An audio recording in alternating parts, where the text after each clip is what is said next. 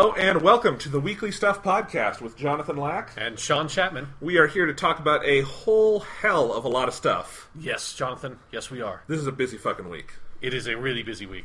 Absolutely. So, let's see. I mean, we've got a couple of little pieces of stuff on the docket. Then we've got giant Nintendo Direct announcement. Yes. We've got a new overhaul for the Xbox One. Yes. We have 2 new video games in Rise of the Tomb Raider and Fallout 4. Yep. And even more we can touch on in, like, Star Wars Battlefront. Yep. Which just came out and both of us have played bits and pieces of. Yes. And then we've got a new Doctor Who. Sleep no more. Yes. And so I've been sleeping no more this whole week. Like, I've been playing so much fucking Fallout 4. It's just been sleepless. I've been sleepless because my mom was out of town, and so I went and stayed at her house and took care of her new puppy. And that puppy would not let me fucking sleep. Or she would, and then at 6 in the morning, she would jump on the bed and paw at me until I'd take her outside. But if Fallout 4 has taught me anything, you can now use that puppy to just carry an infinite amount of random shit for you. It's great. Just tell that puppy, just like, go pick up that rifle. Just pick it up and just absorb it into your body, and I'll extract it from you later and sell it to someone for bottle caps. If she could do it, she would. The other day, I felt really mean because I did this, but I took 2 chew toys and threw them, because if you throw a chew toy by a puppy, she'll go try to find it. Yes. And she got to them, and they were lying on the ground, and she was like, I can't pick up both. What do I do? It was like this existential crisis. Yeah. It's like this small young dog has just encountered like real choice for the first time in its life. It's just paralyzed with fear. The gaping maw of existence opened up in front of it. I don't know what to do. The whole world is open to me now, and I just want to retreat inside of myself. Yes, it was quite funny. But anyway. So, yes, Sleep No More. So we'll talk about that at the end. We'll talk about these games. I don't think we'll get into heavy spoilers for any of these games. Yeah, because as much Fallout 4 as I've played, I've barely scratched the surface, it feels like. And I don't feel like I need to spoil Tomb Raider to review it. But yeah, I mean, all of this stuff's good. This is a good week. Yes, a very good week. Not our favorite Doctor Who ever, I know. No, but, Fallout 4 makes up for it for me. Fallout 4 makes up for it, and I did not dislike this Doctor Who. It was not terrible, but yeah, we'll get into that. Still not, as I think we said, not a mar on this season. No. Still a really good season.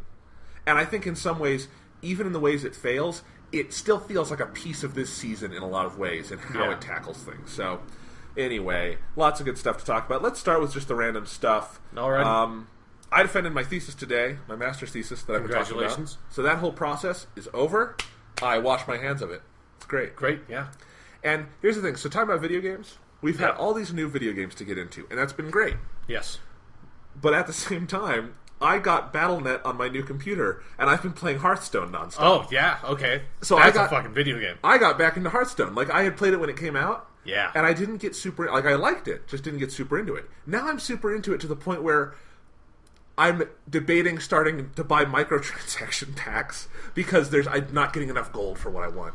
And, and it's one of those where I think it's fine to buy for, like, Hearthstone. The microtransaction system does not feel skeevy in any way. No. Because it's tied to the collectible carding game culture that, like, that game is part of. Yeah. You would just buy physical, actual booster pack cards, which is the microtransactions of, like, the physical world. And translate that to a video game, I mean, you get so much content for free that I think, buying booster packs and that. I considered it when I was deep into Hearthstone, but I never quite made the leap. Yeah, I don't know if I will, but it's like, that is an insanely deep game. It's so good. It's so good, and it's like, for a free-to-play card game, like, they have those 9 classes, and those classes have their own cards and skills, and I have, a deck for each of the characters, and it's just choosing, like, I still can't choose which one will be my quote-unquote main. Yeah. Because it's like they've all got their strengths and weaknesses, and it feels so well balanced in so many ways. Yeah, and the strategies that you can employ for each of the different heroes are so varied that it feels very different which one you take out. Yeah. Yeah, I love Blizzard. I love their games. I got into Diablo 3 really deep this summer. Yeah. And I love that game, and I just think they like I was reminded of this also playing Fallout 4. The 3 companies in gaming that are the most distinctive to me all start with B. It's BioWare, Bethesda, and Blizzard. Yeah, they have... Their games are completely unique and have a certain flavor to them that no other game on the market replicates. Right, like Fallout 4 is an open-world game, but it does not feel like any other. No, I mean, I've played a lot of open-world games this year, and Fallout 4 is a completely different beast from something like The Witcher 3. Yeah, and Anyway, like I downloaded StarCraft 2 on my computer this weekend too. It's a good game because there's a free trial, so I'm going to try that. I have not gotten into it yet, but I know the last in the trilogy just came out. Legacy of the Void. Okay, yeah. So I'd like Taro Adun, Jonathan, and Taro Adun. Yeah. I like BattleNet. I like that Blizzard makes a really easy client for all that, and it's Mac compatible as well as PC, and all runs well. Like, that's just they're cool with that. Yeah. Anyway, yeah. Blizzard, it's good. Yeah. Getting into their stuff, it's a good feeling. They've really got their shit together as a video game company. They do. Yeah. And like just things like Hearthstone is such a cool kind of endeavor because I know it makes them a mint, but it's also just kind of neat for fans of like, here's a free to play card game. You can pay for it. You don't have to. Yeah. But it's really fun, and it doesn't feel like they just shit it out. It feels like they put a ton of work into it. Yeah, like it feels like its own proper game that I would feel fine buying it for like $40 and then having like all like just an internal economy in the game, or I'm fine with it being a microtransaction system. Like that doesn't feel like it affects my enjoyment of the game at all. Yeah, and how often do we get to say any of that these days? It's very rarely. Like my feelings on like the rec pack system for Halo 5 soured very quickly. In terms of like using that for unlocks. I think that is like the inverse of Hearthstone. Yeah, it's just like I'm not good. It's like I feel like I need to pay you money, Halo 5, in order to get anything that I actually want, but I despise that you're doing this to me so much that I steadfastly refuse to ever pay any money. Because I did pay you money. I paid you $60. Exactly. Yeah. Which your game wasn't even worth, frankly. I mean, not that most video games are worth $60, but even ones I love, but anyway. Yeah, but Hearthstone, microtransactions done well, which is a very rare thing. Hearthstone, great game. I want to mention again, I mentioned this 2 weeks ago on the podcast, we're 3 episodes in. Supergirl on CBS. If you are not watching it, that is such a fucking phenomenal show. I love it so much. And like, after that first episode, I was wondering, teetering on, is this going to be a guilty pleasure kind of thing? Right. Or is it just going to be a genuine pleasure? It is a genuine treat. And every episode, they've done 3, has been better than the last. It just keeps getting better. And they've like made that universe seem just really solid so far. I think maybe they're leaning on the Superman of it all slightly too heavily, considering they can't show him. Right. And at a certain point, you talk about a character enough, and you involve him enough, and you can't show him, and then it becomes, all right, we've got to actually see this guy. It's the third Superman. Yeah, but it's okay. They can. I'm sure they can work past that. Like I'm sure they're not going to do that for all 22 episodes this year. Yeah, it's definitely something where you are laboring under like that shadow, because like Superman is maybe the most iconic character ever, like in the entire like world on a global scale. Like everybody knows who Superman is, and like that has a certain impact on your series. But and at 3 episodes in, it doesn't feel bad yet or anything. It's just if we got, like I said, episode 22 and he's still like hanging out of frame and we just can't see him, that would be weird, but it's fine. I love that show. I was telling Sean the other day, they have the coolest version of Jimmy Olsen, where, he's older now, he's going by James Olsen, he's kind of respected, and he's the guy in this universe who knows everything, and so, like, he's helping Supergirl out, learn her powers and all this stuff, and I love that, because it's an organic evolution for Jimmy Olsen, but we never get to see him that way. He's always Superman's pal, Jimmy Olsen. Yeah, he's always that little, like, 18-year-old redhead, this, like, newspaper boy. I don't even know what his fucking job is at the Daily Planet. I just feel like he's always there for some reason. I don't even know if he actually works there. Yeah. He's maybe an intern. I don't know. Yeah. That is, anyway, just such a great show, and there's lots of good TV now. I'm just focusing on this because I know we talk about superhero stuff a lot, and it's definitely... I mean, it might be my favorite superhero thing I've seen this year, because there were some good superhero movies this year, but nothing, like, transcendent. Yeah. This feels, in part because it's one of the first, I think, major female superhero things done right, and God knows, they could fuck up Supergirl. Oh, and they have. Yes. There is a movie, and... Yes, there is... I don't know if you even can call it a movie, that disaster. But yes, there is a product out there called Supergirl that you can watch if you hate yourself. I mean, that movie is bad enough that even though it's made by all of the same people who made the Christopher Reeve Superman movies, it's not included with those in the box sets. Yeah. They could do it, but they just don't. Which I think that's a sign. I mean, that's when if you're literally trying to bury the fact that movie ever existed. Yeah. That's a big sign. Right.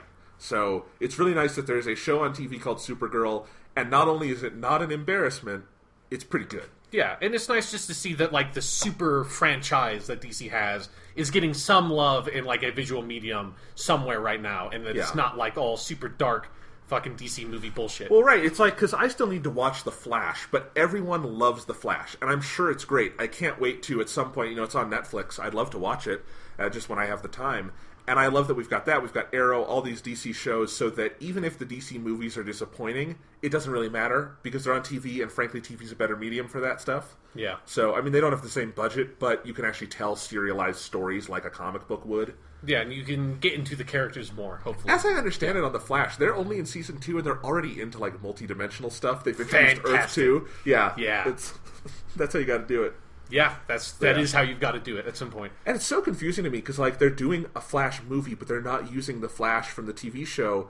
That just seems like such a missed opportunity. If it's a popular show that everyone loves, why not just make a movie out of it? You know, maybe if they're doing multiple universe, parallel world stuff in the TV show, like, I mean, that is literally why the multiverse concept exists in comic books, is so that you can have different continuities that don't have to interact with each other. So you can have your, like, Earth 616, this is Earth 1322, and this is where all, like, the noir versions of these characters exist. Like, that is literally, both Marvel and DC have that concept. So, all right, I'm on board with this. If they want to extend that out into, like, if you're continuing the comic bookification of, like, the visual media landscape, that's the next step to go, is just, like, so far up your own ass to explain continuity and do crossovers that you can't even tell what's happening anymore. I can't wait until, like, Supergirl Season 5 when they introduce Superboy Prime and he punches the wall of reality, yeah, and just, like, revives dead characters and shit because of it. Yeah, I can't wait for that too. It's gonna be great. Yeah, so anyway, there's all that. And I saw a movie this weekend. I went to see the Peanuts movie. Oh, right. I forgot that was coming out. So good. Cool. They got it so right. Like, if you like Peanuts, and I think everyone has some enthusiasm for Peanuts. And you mean Peanuts like the comic strip / cartoon, not the food stuff. They're both good, but yes. Yeah. But if you are a fan of the Peanut food stuff, that does not necessarily mean that you may want to go see the Peanuts movie, but that does not in and of itself mean that you should go see the Peanuts movie. No, correct? If you were expecting to see a biopic of George Washington Carver, that's not what this is. Okay. Little history joke for you there.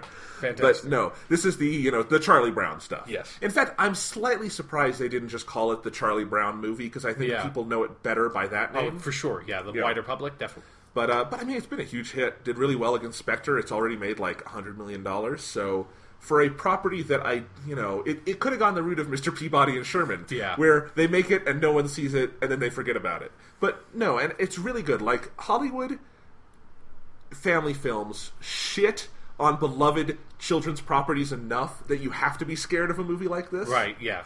Because it could be The Cat in the Hat. Or the Lorax. Like Smurfs. Yeah. Or Alvin and the Chipmunks. Yeah. Or whatever. Squeakquel. God, and before the Peanuts movie, they showed the trailer for the new upcoming 4th film in the Alvin and the Chipmunks franchise called The Road Chip. And I swear to God, it was a 3-minute trailer just of fart and poop jokes. There wasn't another kind of joke in there. It was just fart and shit jokes. And I don't remember that from Alvin and the Chipmunks when I was a kid. Yeah. I don't remember much about Alvin and the Chipmunks. I don't either. I remember them singing about hula hoops. That's pretty much it. Yeah.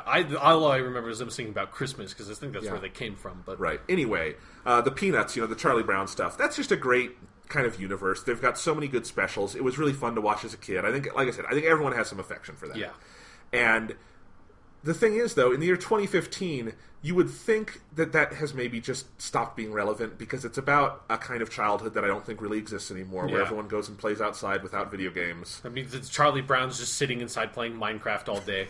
It's like the most depressing movie you've ever seen. And he's constantly getting attacked by creepers because he's Charlie Brown. Yeah. No, but I think they really got it right. It's very faithful to Charles Schultz and his universe without just kind of rehashing things. Like, there's definitely some rehashing, but I'm totally okay with that, because I do expect the primary audience for this movie has not seen all the Peanut stuff. Yeah, no, for sure. Yeah, so if they want to repeat some of those jokes, that's fine. And if it's true to character and they repeat some jokes and then they tell a new story, that's great. But, like, this movie is aggressively gentle. The plot of the film is just a new girl moves to town, Charlie Brown kind of has a crush on her, and he tries to work up the courage to talk to her. And that's the movie.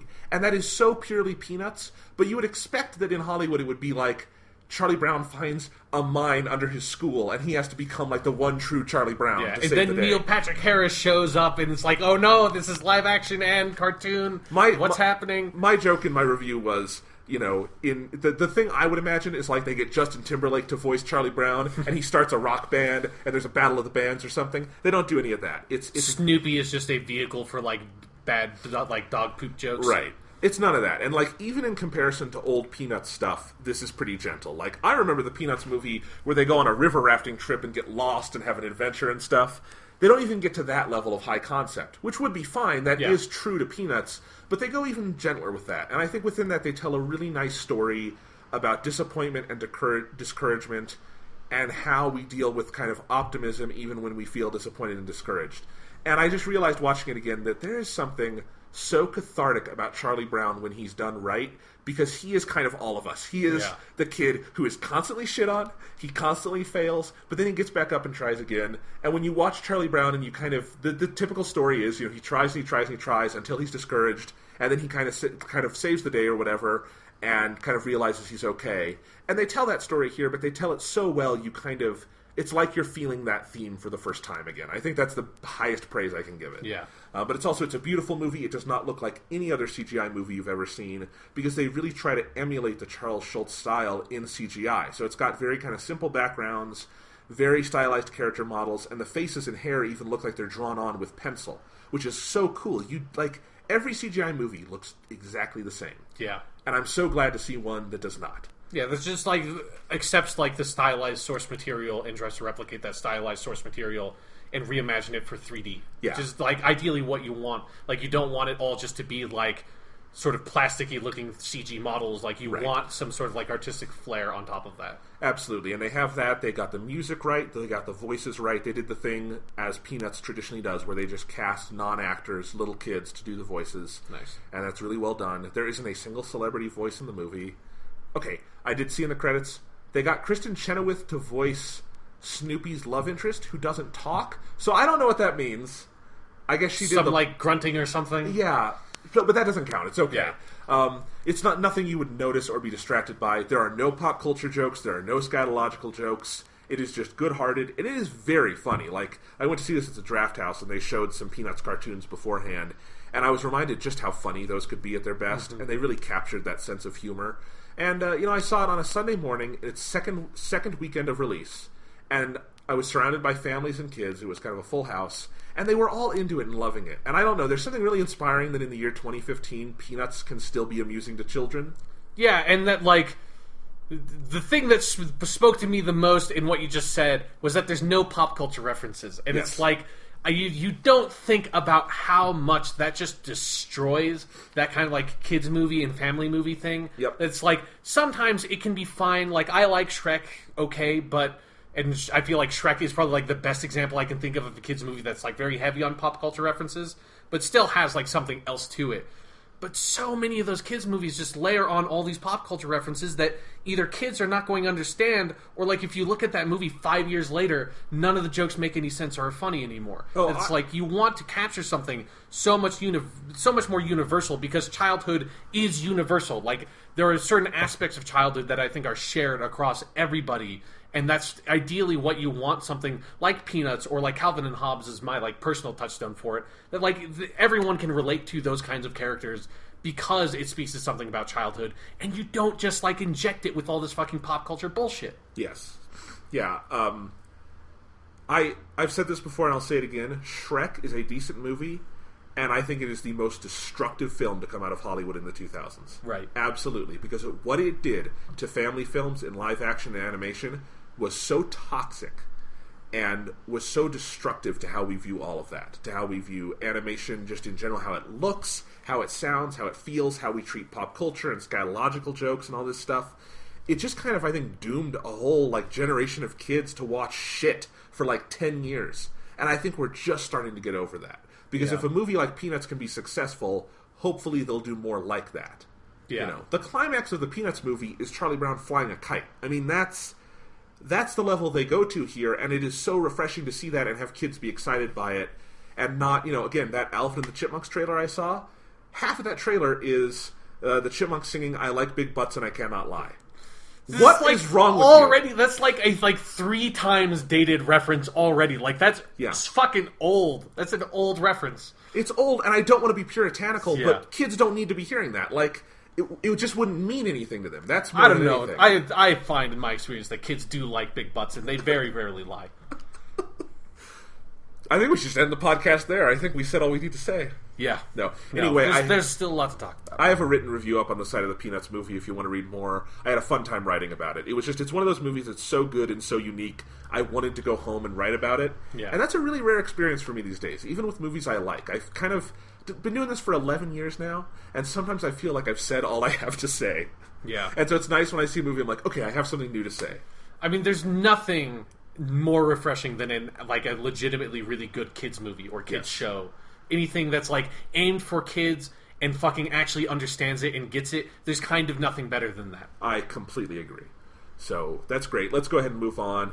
Let's talk first about the new Xbox One operating system. That's the first thing I want to hit here because that happened earlier in the week. So the Xbox One, if you don't own an Xbox One or you're not familiar with it, it has a convoluted history. Very much so, yes. We're not going to go into the whole thing, but I would direct you to the podcast archive page or our Tumblr, theweeklystuff.tumblr.com, where you can listen to all the episodes where we talked about this. Yes. From the Xbox One's horrible announcement, to its rough launch, to when I got one, and it was getting better, to all those steps. Yes. But basically the Xbox One launched very heavy on the Kinect, which is the Xbox's motion tracking kind of thing. And camera is the more important part, because the motion tracking thing never really worked that well. No. The camera and voice control seemed to be the thing that people were actually somewhat positive about. Yeah, even though they never really used it for games, which was the original stated purpose. But the Xbox One, originally, you just forget about this now. It shipped with a Kinect. It cost $500, and you had to, plug that Kinect in to use the system. And so it had all these voice commands and some gestures and stuff. And that was kind of what they built the console around. But what it resulted in was this really clunky and slow user interface that was just kind of hard to use if you didn't have the Kinect. And as I gather, even if you did have the Kinect, it was pretty rough. Yeah.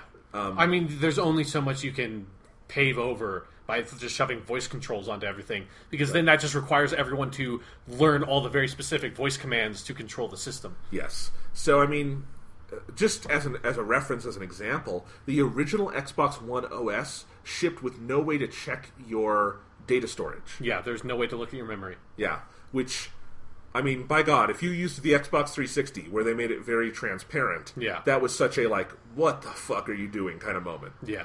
But anyway, they kept kind of trying to improve on it. They eventually stripped out the Kinect entirely. I think they still sell some bundles with the Kinect, but not the majority of them by any means. They definitely started selling them separately, although I doubt you can probably even really find them in stores. That seems like something you'd have to special order at this point. At this point, the $500 mark for an Xbox One, they've replaced that with a bigger hard drive. Yeah, there's a 1 terabyte hard drive game bundle. I think selling at that price point now. But anyway, so they've gradually been making improvements to it. I don't think the Xbox One user interface has ever been awful or unusable. But it's definitely been a little rough. If you want to do some of the things that are very easy on the PS4, for instance, take a screenshot, you have to do, this button combo. Kind of feels like you're playing Street Fighter or something. They had that whole, snapping concept that just was really ill-conceived from the beginning, and it was always way too slow for it to actually be useful, and every time it popped up, you're just no, you're just slowing everything down. This is terrible. Why are you doing this? Just make it its own fucking window. Don't snap this onto this screen. It's ruining everything. As a reference, for instance, if you use a Mac, the latest version of Mac, El Capitan, has a snapping thing. Imagine that, but so slow that when you go to snap, you have to just go kind of take a break for 5 minutes. Yeah.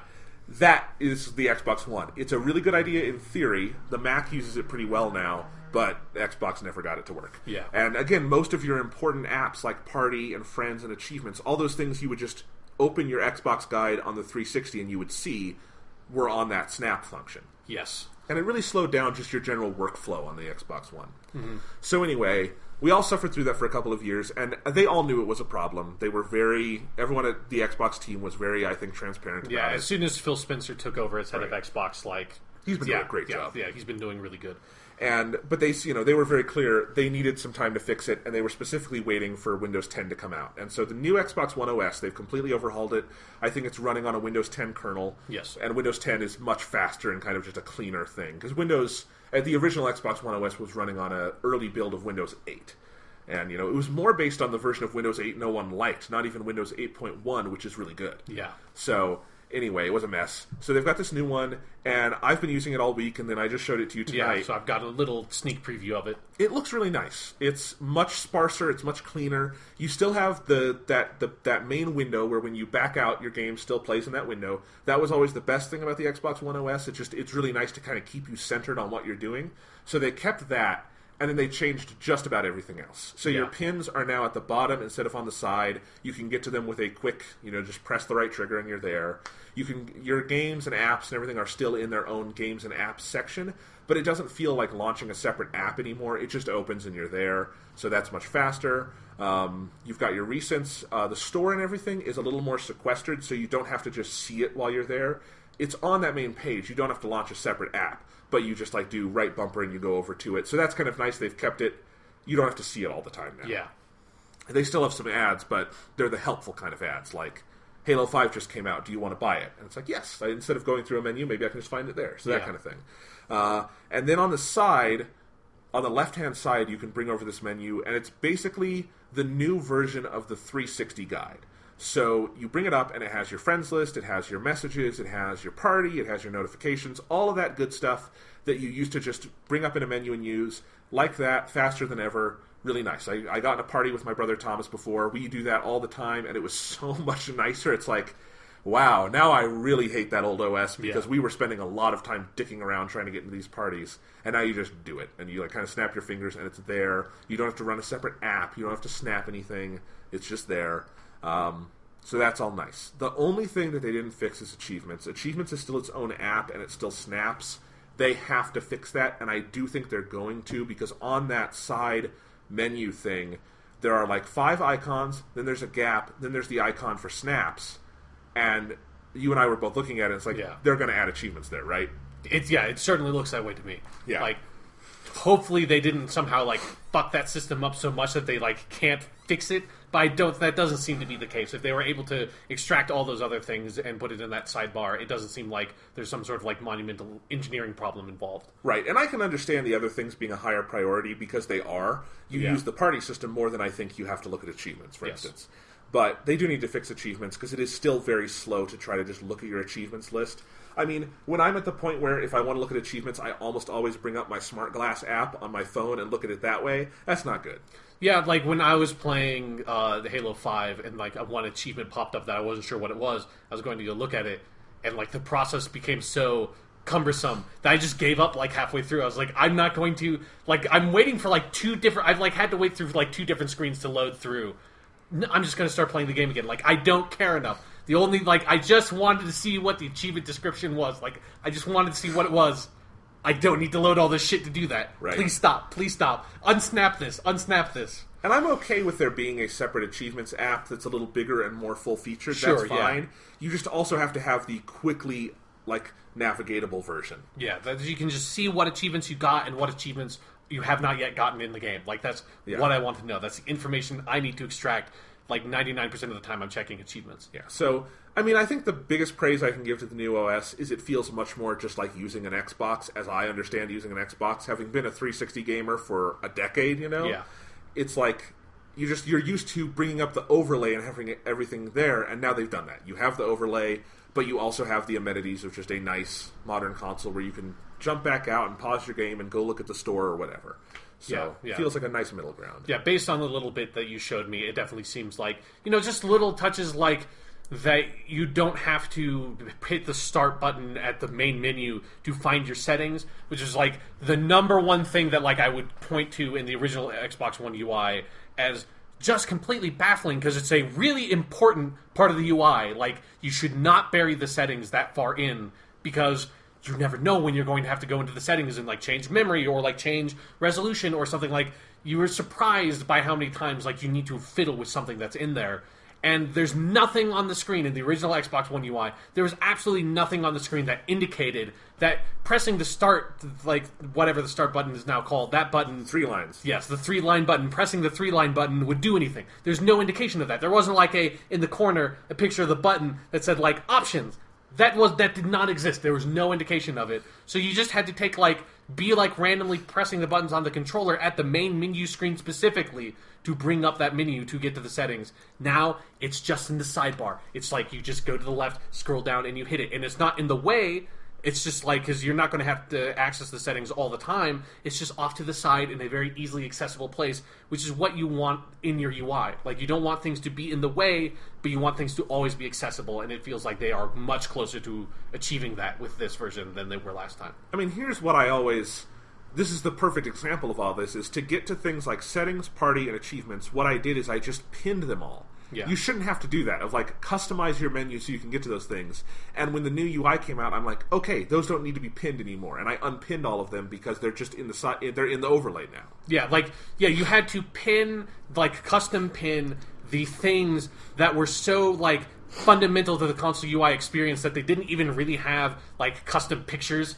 It was just a little outline of a mail. It was clearly not intended to be an actual app. It's just a standard function of interacting with this machine. It should not be sequestered off somewhere that you have to pin it so that it doesn't disappear into the ether after you've played too many things. Yeah.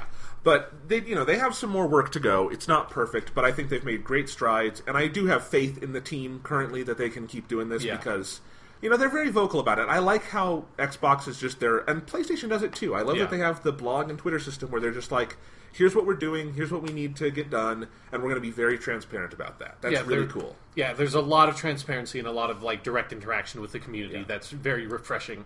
It felt like that stuff, especially near the end of the last console generation with Microsoft, it felt like they were kind of not doing that much, and Sony never did that much until recently. Right. So yeah, having that transparency, that interaction with the community is always a plus. And I think the new OS is a really good balance point between the PS4 approach and the Xbox approach, where I really love the PS4 interface. I think it's kind of ingeniously simple. Yeah, I love it. But at the same time, I like having a little more on the main screen, just so if I don't have something recent, I can get to those things easier. And I think the Xbox is a nice counterbalance to that. So I think each of them do things better than the other and weaker than the other, but neither feels significantly worse or better anymore. They feel much more on parity, which is all you can ask for. So that's nice. But the big thing with this November 12th update was they finally brought back... Not November 12th. Was it November 12th? What day is it today? Okay, it was November 12th. It's not that important. Anyway, is they added backwards compatibility, which is the big thing they, talked about at E3 this year. And obviously this has been a controversy because, the last generation of consoles had some amount of backwards compatibility, and the one before that had a lot of backwards compatibility, and now we're at this point where the new consoles launch with just none of it. Mm-hmm. And it was really annoying because I understand it's a challenge, but they need to figure out how to overcome that because... Someone made I think it was Kotaku did a good piece on this, which is there's no other device you buy where you buy it, like a new computer or a new phone, and you just have to get all new shit. Right. You don't have to keep your iPhone 5 around because your iPhone 6 came out and apps don't work on your iPhone 6. And I understand consoles are different, they don't come out every year, but there should be some kind of parity there, and there isn't. And so, Sony has PlayStation Now, which really... It's not really a backwards compatibility system, but that's not what it feels like it's intended to be. But it is kind of how some people view it. Sure, yeah. And it's still kind of a clunky. I mean, it's a thing that's ahead of its time. One day we'll have streaming games. We are so not there yet. Yeah. But with the new backwards compatibility for Xbox One, it's very simple. They just basically emulate a 360 inside the device. It's basically an app that runs a 360 emulation. Yeah. And so there's a 360 inside your Xbox One now. You put in a disc or a digital game. Your digital games just appear in your library, which is super nice. They're just there. That's really easy. And your physical games, you put in the disc, and it starts to download. And because everything on the Xbox One runs off a hard drive, same with the PS4. So you can't run off the disc, but you do have to keep the disc in there just for DRM reasons. Same as the Xbox 360 was when you installed a game. Or if you have a disc game for either the PS4 or the Xbox One, you just download the game to the hard drive. It's not spinning the disc, but you have to have the disc in there to prove that you own the game. Right. I do wish they would introduce some kind of way around that, because kind of like what the Xbox One's original plan was, honestly. Yeah. If other parts of that plan had been better, I actually think that was a pretty good idea, but whatever. We'll talk about that later. I mean, that was also a thing ahead of its time, trying to insert itself into a market that's in no way prepared for it. Right, exactly. So Anyway, so you do all that. It's very seamless. Sean, you saw me doing this before. You just launch the game, and there it is. It runs the little 360 logo. It does take a minute to start up. It's not instantaneous, but that's just... I don't think they could make it any faster, because it does have to start a very complex emulation process. Yeah. Besides, if you're loading up Sonic the Hedgehog 3, which is what you did, you just get to stare at the sick-ass fucking Sonic the Hedgehog 3 box art, and then look at that bush that's kind of in the lower right corner, that's parted a little bit, and it's black, and there's just two evil eyes, and it's like, what are those? What the fuck are those eyes? I've always, ever since I was like 6 years old, I've been fascinated about, like, what the fuck is hiding in that bush waiting to kill Sonic the Hedgehog? Yeah. And you can explore that mystery for yourself now with the Xbox One. Yep. But then the game starts, and because the Xbox One controller is very similar, there's no problems with how buttons are mapped or anything. So you just get to play your games. It's very seamless. They run like they did back in the day. They look very good. There's no, visual degradation going on. In fact, if anything, I think the games I've played look a little sharper than they did on my 360. And you can press the start and back button at the same time, or 3 lines in 2 boxes. Yeah. And you bring up the original Xbox 360 guide, and that whole thing is there, so you can look at your original achievements and friends list. All your data is stored in the cloud, which is nice and easy, because I've been using that for years anyway, so all my stuff's in there. And it's really nice. Not the big hiccup here so far is that not every game is on backwards compatibility. They're going to have to add them in. They do clearly have a good commitment to this. It's not going to be like Nintendo and Virtual Console where they release 5 games and then forget about it. Yeah. They are working on it, and I think they're going to be working hard on it. But they launched with 105 games, which is nothing to sneeze at. And I think it's a good mix. I think everybody who owns an Xbox will find some games on there that they own and like. Yeah.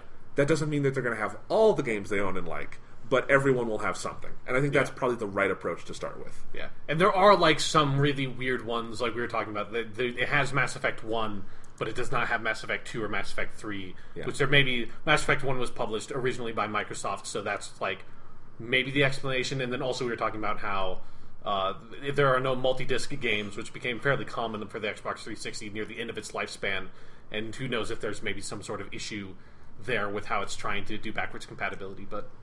Yeah. So I think it'll get better. A lot of it is going to come down to whether publishers are willing to work with Microsoft, and some of them I'm sure won't, because they're, Rockstar is not going to let you play the 360 version of Grand Theft Auto 5. Yes. Yeah. Obviously. But maybe they'll let you do Grand Theft Auto 4 one day. That'd be really cool. I'd like to have that again. Maybe they're just waiting to release Grand Theft Auto 4 remastered and don't want to bite into their own market, Jonathan. I actually would buy that, because Grand Theft Auto 4 looks like shit today. Actually, a game that needs some remastering is definitely Grand Theft Auto 4. But. Yeah. And, they have, the beginnings of some series. They have Assassin's Creed 2, but not any of the other ones.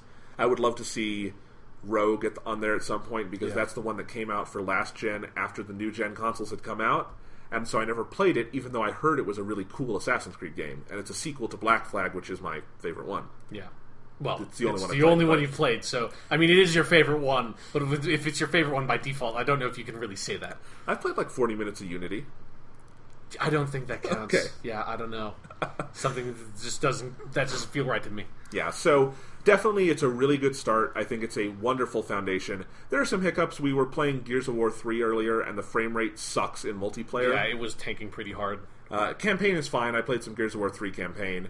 And maybe they'll fix that. I'm sure they're aware of it. Yeah, it seems like based on... There's a lot of sort of scattered reports in their various outlets sort of trying to do analyses. It seems like Fallout 3 runs actually better in the backwards compatibility mode than on a natural 360, and yet a lot of games like Gears of War 3 run worse. I think Mass Effect 1 also is said to have run worse. And so it seems like your mileage may vary based on individual titles, whether or not they run better, run worse, run the same. But hopefully the titles that do have those frame rate drops, because Gears of War 3 was pretty framey there for a bit. Hopefully they can fix that up, because that's a shame if they can't. Right. I'm sure they're working on it, and it's nice. They have the whole Gears of War franchise out that way, so that's cool. And they're going to be bringing, as soon as possible, all of the BioShock games out, which is great, because I'm always up for playing some more BioShock Infinite. Yeah. And so I like that. I hope they get more games. I'd love for them to get all the Mass Effects on there. I'd love for them to get Red Dead, some of the other Rockstar games. It's just cool because I'd like to not ever have to bring out my 360 again. Yeah. Especially because my 360... I have multiple ones, but the one I use, and that I did not give to my brother, is one of the really old ones that has no Wi-Fi. Oh, right, yeah. And I don't even have the wireless adapter for it anymore, so I have to use Ethernet if I want to use anything on that console. That is you forget how old that system is until you use one of the original ones. So I'd love to just be able to use my Xbox One with its modern, Wi-Fi and shit. Anyway. Yeah. So, cool stuff. Yeah. So yay Xbox! You're getting better all the time. It's great. Yep. And now let's talk about some interesting things. With the Nintendo Direct announcement from this week, this was the first Nintendo Direct since the death of Nintendo President Satoru Iwata, who was really the guy who kind of drove that whole Nintendo Direct philosophy. I don't know if we ever talked about Iwata's death on here. No, I think it kind of happened when we weren't doing podcasts every week. But yeah, tragedy. He was a luminary figure in the video game business, and he did so much. He was a legitimate programmer who came up from the sort of the bottom of Nintendo to eventually be the CEO, and he just did so much. And I think, it's easy to be cynical about some of Nintendo's moves these days. You couldn't be cynical about him. He got it. He was really good at communicating to the fans. I think he had a lot of good ideas, and he did a lot of really great stuff for Nintendo in his tenure. So, definitely a bummer that he passed away, and I think people were wondering if the Nintendo Directs were going to continue. They did do it. I didn't watch it, but I, saw the stuff afterwards. I think it was Reggie who did this. Yeah. Okay. It was all American, Nintendo of America people on it. Yeah. Yeah, except for the Mother 3 announcement, which they had to do in Japanese. But other than that, So, it was a good set of announcements. I think there's some interesting stuff on here. It was not... this was not intended to be one where they announced a bunch of new games. It was more like, here's where we're at. We haven't announced dates for these things. But let's start with the one big new... two big new things. Right, yeah. Let's start with the slightly less crazy one. Okay. Which is Twilight Princess, the GameCube and Wii game... the launch title for Wii, Legend of Zelda, is coming out in an HD remake for the Wii U in March of 2016. I don't know if I would say people have been expecting this, because no one knows when that new Zelda Wii U is technically coming. Yeah. But it seemed like a good candidate for that if they wanted to do another remake. Because they remade Wind Waker, and next in line is Twilight Princess. Yes, and Wind Waker had a really good remake. That I have not played a lot of it, but I watched my brother play a lot of it. That Wind Waker HD remake is one of the most beautiful games I've ever seen. They did so well with that, so I hope Twilight Princess is the same. Because as we've talked about, Twilight Princess was, because of the way it was made, a really rough-looking game. Yeah, because it was made to be on the GameCube, but based on when it came out, which is maybe something we're going to see again with the new Zelda, because it seems like a very similar situation. Yeah. With a very long development time, came out at the very end of the GameCube's lifespan, coinciding basically with when the Wii was coming out, so they basically held it back. And the original GameCube version of Twilight Princess is actually incredibly rare, because they didn't make very many of them, because they wanted to get people to buy it on the Wii, and so they made a Wii version of it. I think one of the most fascinating little bits of sort of video game trivia revolving around this is that since they sort of just shoved really bad motion controls onto Twilight Princess, this obviously was designed for the GameCube, but now you have to play with a Wiimote. And the motion controls basically amounted to, you could point to aim things instead of using a stick to do it, and if you just swung it wildly, Link would swing his sword. And it was really sort of dumb. It might as well have just been a button, because it was originally intended to be a button. But because they put motion controls into it, and most people are right-handed and thus will be holding the Wiimote with their right hand, they had to flip the game, because Link is a left-handed character and holds his sword with his left hand and his shield with his right hand. So their solution to that was just to literally mirror the entire game. So the GameCube version is the original version with left-handed Link and the left-handed world, I guess you could call it, and the Twilight Princess is the right-handed world, and it blows your mind when you realize that, and you're looking at the map, and it makes you question everything fundamental about the game. It's just do you think the artists were just super offended? I spent 6 months of my life programming that valley, and now you ruined it. Yeah, it's anything that is not symmetrical, all of a sudden it's very weird, because things that were intended to be one way are now the complete opposite way. It's weird. It is bizarre. Yeah. And I think the coolest thing about this announcement is that if you're a Zelda fan and you're a Twilight Princess fan, this will probably be, unless you have a rare GameCube copy, the first time you get to play this game the way it was honestly intended to be played. Yeah. Because I assume they're not going to mirror it. Yeah. I assume maybe you'll be able to use the Wiimote, but the primary method will be just a controller. Yeah. And it's really hard to play that game that way. So finally, if you want to play Twilight Princess, you can experience it without kind of being fucked by weird Wii stuff. Yeah, and then you just run into the problem of you're faced with the monumental task of actually playing all the way through Twilight Princess, which that is a fucking slog of a video game. I know there are people who like it. Those people are crazy. Okay. Well, anyway, it seems kind of nice. I mean, definitely as a placeholder, it's fine. I do think it's very strange that the Wii U has been out all this time, where we will now have had 2 Zelda remakes before we get an original Zelda game. That's a very good point. I mean, at a certain point you gotta ask, like, what the fuck are we doing here? Yeah. And it's like they've been so sort of aggressive with the Zelda remakes because on the 3DS we got Ocarina of Time and then Majora's Mask. Yeah. It's like, where are they going to go now? Are they like actually going to remake Skyward Sword? Because that would be weird because like the Wiimote is intrinsic to that game. Yeah, I don't know. And Skyward Sword looks fine. Like it was actually made for the Wii, so it was optimized for it. Yeah, and it's still a fine looking game. Yeah, but they're basically out of 3D Zelda titles now. So yes, I guess they'll just have to make more of them. Gee. What will that be like, Sean? Who knows? Hopefully that game comes out. Yeah. So, I mean, they did say, I don't know if they said it during the conference or just in the press materials around it, but they reconfirmed Zelda Wii U, they say is coming in 2016. I don't believe it for a second. Oh, God, no. Yeah. I mean, it might, but even then, just the thing is, if they really are launching a new console, and I don't necessarily expect that console to launch next year. No, I think it's not. It could be a 2017 thing, 2018. But it would be so much smarter to have that ready for the next console and have a big launch title. Hopefully it's a really good Zelda game. I know they've been working hard on it, and they're trying to kind of rethink how a Zelda game works.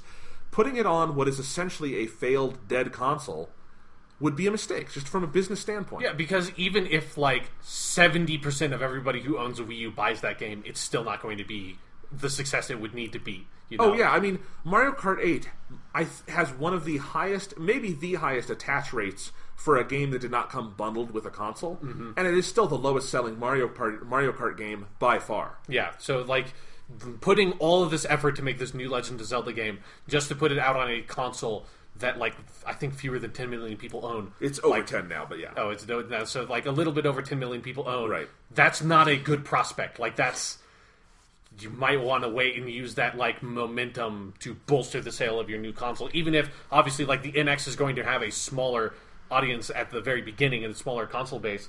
Like you can use that momentum to build that console base much faster. But that's the thing. If you do your NX launch and you do it right, you could have 10 million sales within a year or two. Yeah, the way that like the PS4 and the Xbox One did. Right, exactly. Yeah. So it's too bad. I mean, I like the Wii U. I think it's a good console. I think it's worth owning if you like the games that are on it. There's a lot of good stuff about it, but it was mismarketed. A lot of it's been mishandled. And frankly, it is sad that we're in the position where it makes more sense to put a Zelda remake out on it than bother putting out the new game on it. Yeah. So we'll see.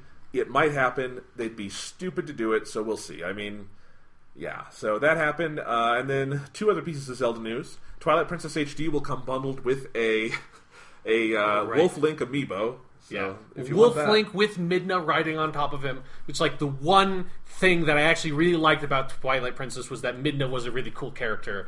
That was the only reason I ever tried to finish that game was because I wanted to see what happened with that character. I just gave up and read the Wikipedia article. She turns into a real girl at the end. It basically, yes. Right? I've seen the ending. Yes. Okay, so anyway, that happens. And then there is that Hyrule Warriors port coming out for 3DS. Yes. And if you don't know what Hyrule Warriors is, it's their weird Dynasty Warriors crossover with Zelda. Yes.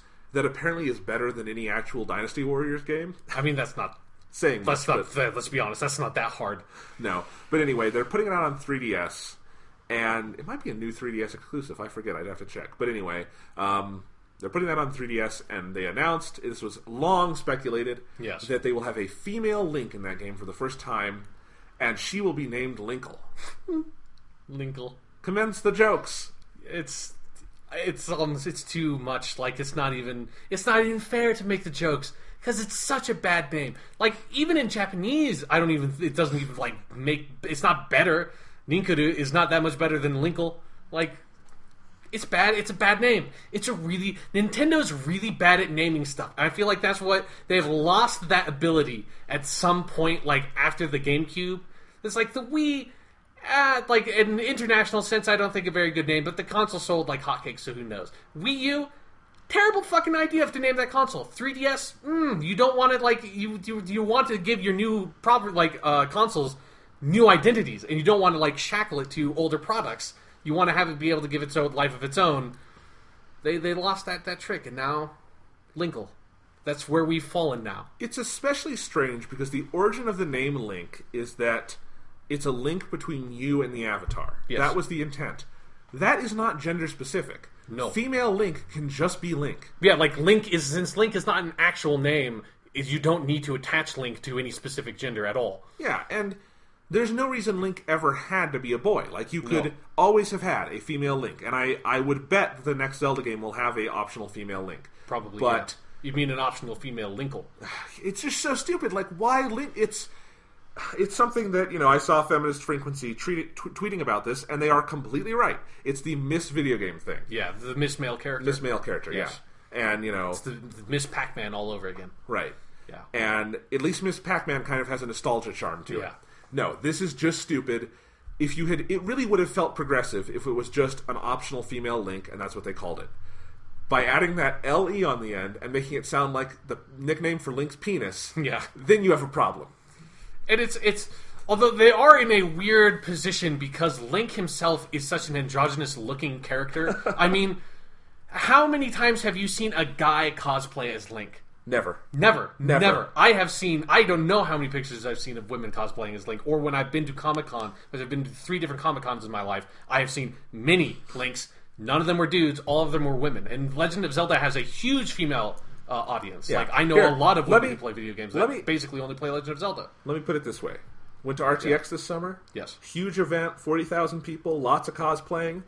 I saw more dudes dressed up as Cat Peach than I did dudes dressed up as Link. Yeah, because Link is a very feminine-looking character. Yeah. It doesn't take a lot to take Link, the guy, and make Link the girl.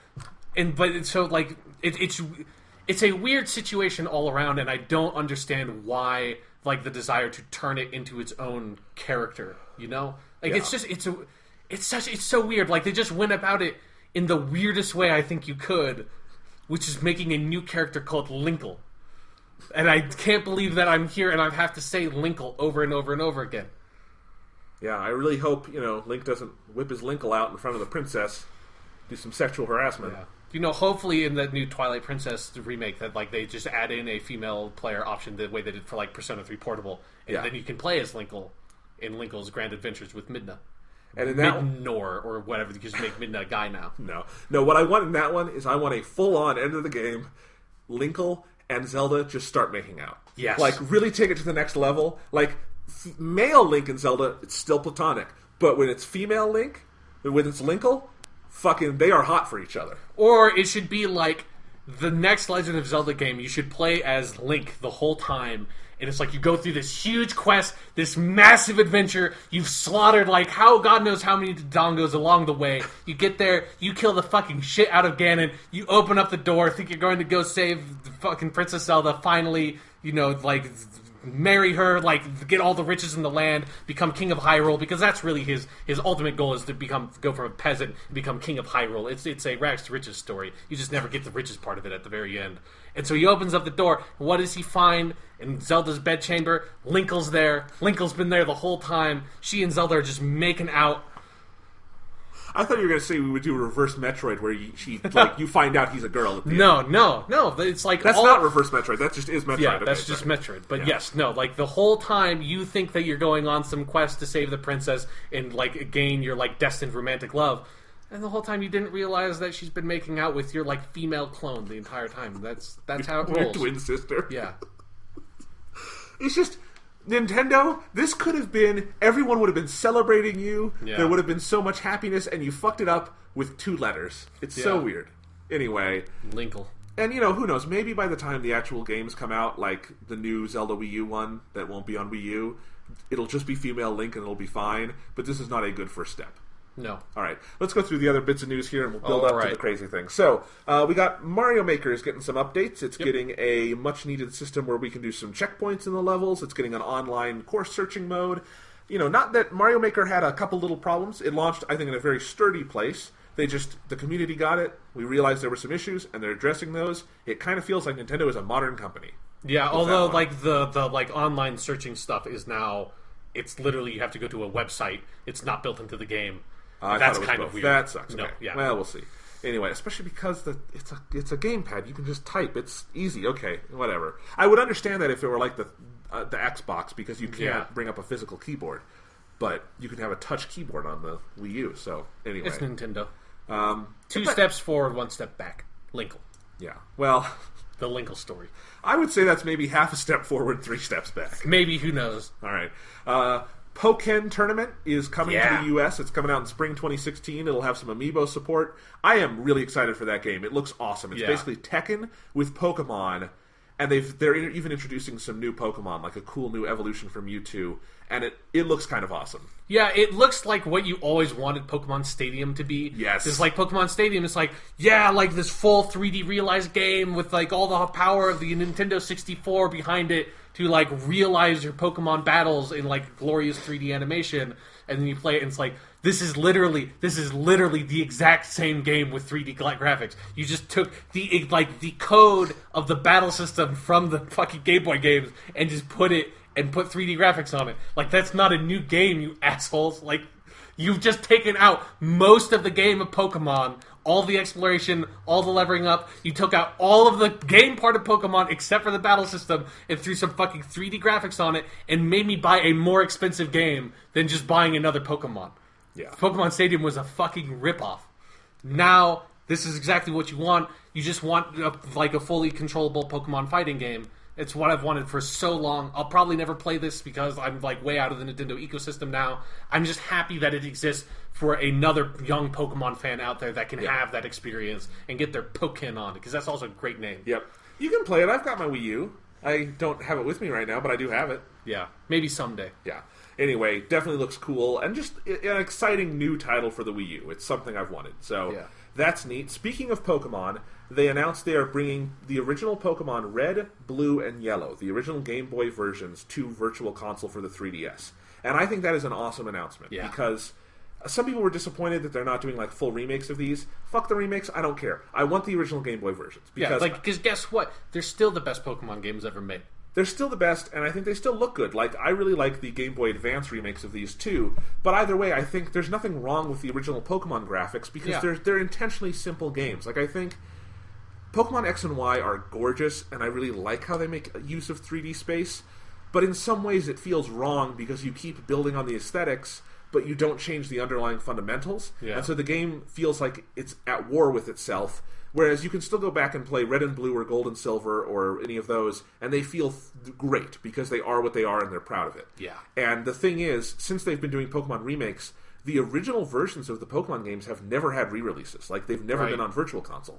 So it's been hard, unless you have a Game Boy, you can't play them. And I have my Game Boy, I can, but I would love to be able to just load them on my 3DS and play it that way. Yes. And what's extra awesome about this announcement is they are doing some slight alterations to the games so you can do trading and battling and all that stuff wirelessly. Nice. Because most Virtual Console games, understandably, don't have those functions anymore because they had to involve the link cables and all that. And I totally get why you would strip that out. It's really tough to do. Yeah. But having that all in there again, that means you can totally, like, I can get Red, my brother can get Blue, and we can complete our Pokedexes together. Exactly. Yes. That is awesome. Yeah, that's like the best thing they've ever done with Pokemon, and now they don't need to make Pokemon games anymore. They put out Pokken, they put out this, it's done. You did it, you made your Pokemon fighting game, you realized the promise of Pokemon Stadium, you re-released the original, like, the best Pokemon games, and made them functional today. Now all you need to do is make Pokemon Snap 2, and I'm a happy camper. Yep. I mean, I'm enough of a fan of these that I will probably, if not buy all 3, I'll buy 2. I'll buy, like, Red and Yellow, you know. But I might get all 3 because they're probably going to be $5, so why not? Exactly. Yeah. And just have them on the system. It's cool. I mean, that's my favorite thing about my 3DS is I can just grab it, you know, and go, and it's got all my games on it. Speaking of which, maybe I'll be able to talk about this next week. I just bought Ocarina of Time 3D for my 3DS this morning because I'm going on a trip. It's a very good game. There had been all this Zelda talk, and I'm like, okay, I have to finally sit down and make myself play a Zelda game. So I'm going out of town, I got a week, I'm going to play Ocarina of Time. My brother's going to be with me, I will make him help me finish it if I have to. And I will finish this game, and I will probably love it. But I have to, like, that's a piece of video game history I can't be ignorant of anymore. And if you're going to pick one Zelda game to play, that is the one I would recommend. Okay, awesome. I'm excited. I'm excited to play Majora's Mask, too, because they've got that new remake. Yeah, that's a fucking crazy-ass game. It looks crazy. I'm excited. It's fucking insane. I know I have to play Ocarina first. Yeah. So anyway, about that, okay, what else is coming out? They announced the date for Star Fox Zero. That's coming out in April of 2016, so that's nice. Exciting to me, they've announced Fire Emblem Fates, which is the new Fire Emblem game called Fire Emblem If in Japan. That's coming out February 2016. And they're doing the same thing they did in Japan, where it's got 3 versions. The 2 main versions. It's kind of like a Pokemon Red and Blue thing, except the campaigns are totally different. Like, it's the same universe, but 2 stories. Kind of like a light and a dark mode, except as I understand it, it's more complicated than that. So it's actually kind of exciting. Like, you're going to have to pay more money to play all of it. Yeah. But, like, if you've played past Fire Emblem games, like, the Sacred Stones on GBA did something similar, where after about 5-6 missions, you could pick which protagonist to play as, and the game was very different depending on what you did. And now they're doing that. They're just splitting it into separate games. Maybe it's a little bit of a ripoff, but I'm okay with that. And I guess it depends on how like fully fleshed out each individual route is. Yeah, well, from what I've heard in like the reviews in Japan, it's very fleshed out. And then there's a third campaign that is only digital that is like a combined version of them that you should play like afterwards. But they're going to have, you can buy it all digitally, you can buy them separately, and then they're going to have here in the US for $80 you can get a special edition that has all 3. And we'll have like a special carrying case and stuff. And I think for $80, that's actually kind of a good deal. Yeah, that seems like a decent deal. For sure. Yeah, because I think 3DS games retail for $40, but a Fire Emblem game is easily worth $60. Yeah, I mean, if you're talking about $60 games, Fire Emblem, that's definitely worth it. And then just an extra $20 on there, and you get all of that. I'm fine with that. So, and I hope they offer just a digital bundle of that too, because I'd rather.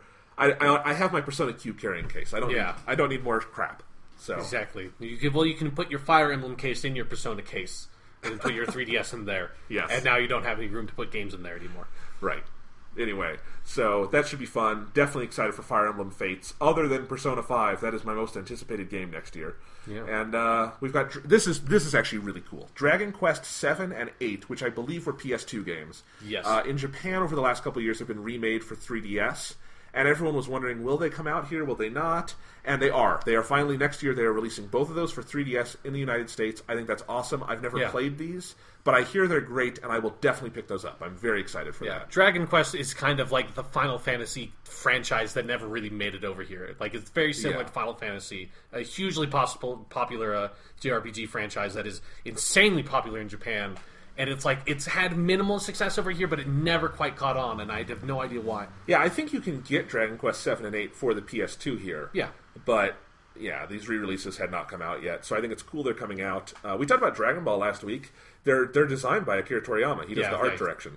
The character design. So that was in that weird period where he did like a lot of like Chrono Trigger and stuff, and then he got attached to Dragon Quest and did a lot of those. He's really good at that too. Chrono Trigger is such a beautiful game. Mm-hmm. I love that. His art style is so cool. So very excited about that. It sounds like the 3DS is going to have a really good year next year. After being kind of quiet this year, I feel like the only big 3DS title this year was Majora's Mask. Yeah, and that's a remake, too. That's a remake. I mean, this fall they had that Triforce Heroes just came out. Although that didn't seem to get very good reception based on the reviews I saw. Man, I downloaded the demo just to see what it was. It's weird, because you can't just go play the campaign with AI. You have to it's a 3-player co-op game. Fuck that. You have to have AI. Like, if Left 4 Dead came out and you couldn't play with AI, how bad would that be?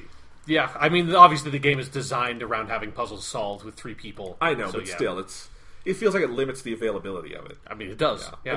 Maybe you don't want to try to make that game if you're trying to make a commercially successful product. I don't know. And they had like that Animal Crossing Happy Home Designer, which seemed like it was good for what it was, but it wasn't a $40 game, but they charged $40 I don't know. I saw some stuff that was pretty funny about that apparently you could literally make whatever home you wanted as long as you fulfilled like 2 or 3 specific requirements that the person asked of you, and then they would be fine. So it's like, as long as you put like a crib and a jukebox in here, you can just cover the rest of it in skulls and fire, and they are fucking great. It's like, yep, you made the home I wanted. You're describing a really good game to me, Sean. Yeah, or a game that gives you absolutely no feedback whatsoever, and thus you don't know real like risk-reward cycle through playing it, and thus get incredibly bored very quickly. I don't know, one of those two. So that's all the stuff from Nintendo Direct, except for the craziest announcement.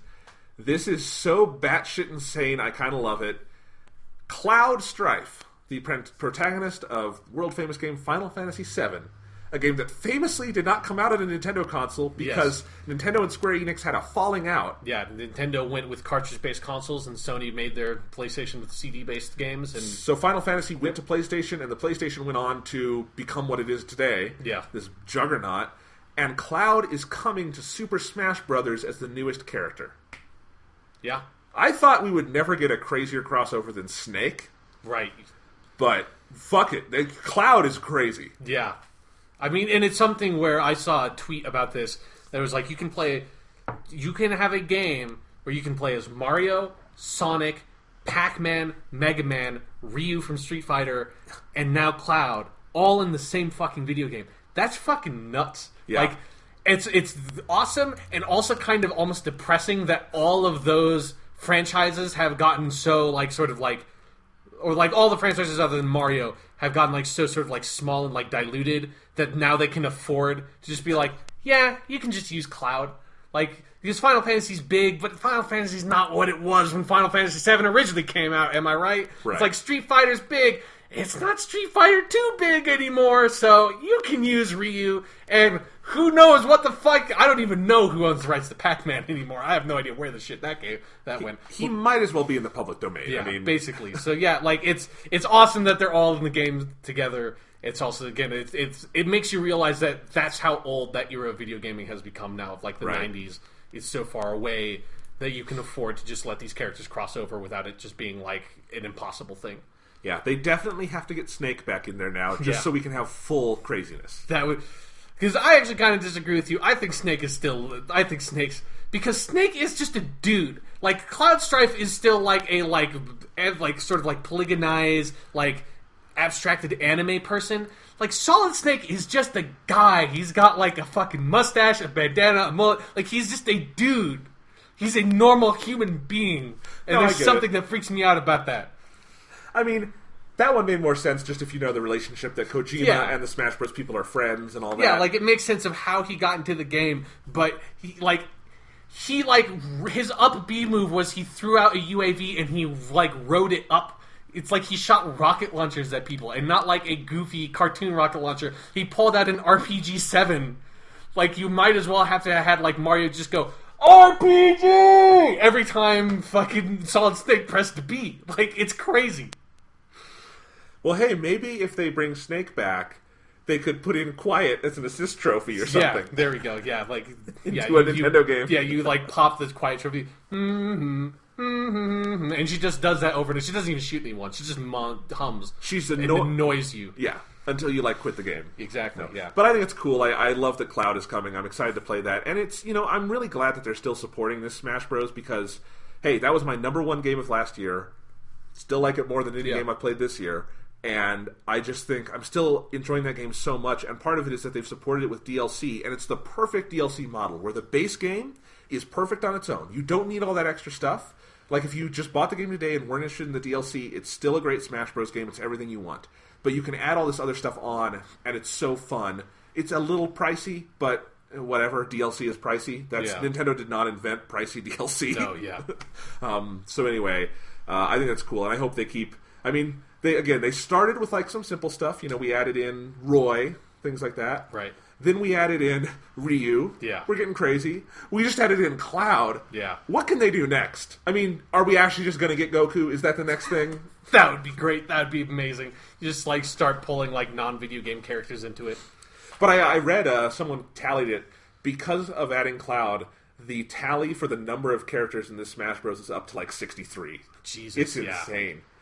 And I mean, it's a testament to that it's still a balanced roster, and it's still a very good roster. Yeah. And none of the characters feel worthless to me, Lucas. But other than that, and actually Lucas, he plays differently, so he's good. But yeah. Also, I came up with a much better Quiet Assist trophy.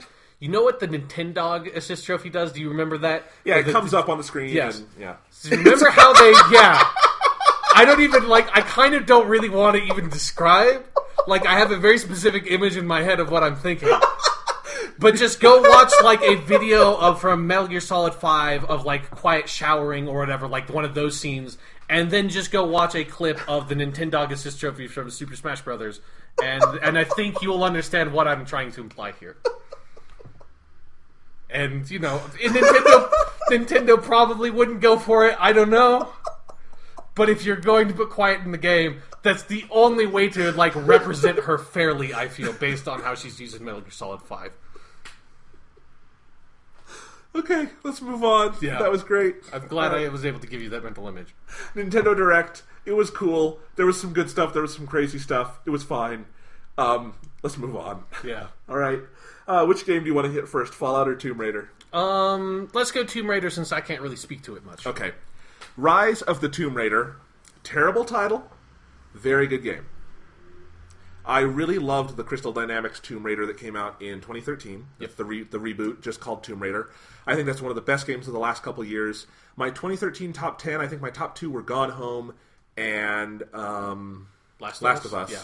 And I think Bioshock Infinite, was that year too? Yes. Okay, so I guess this would have been in the top 3. The year of Troy Baker. Yeah.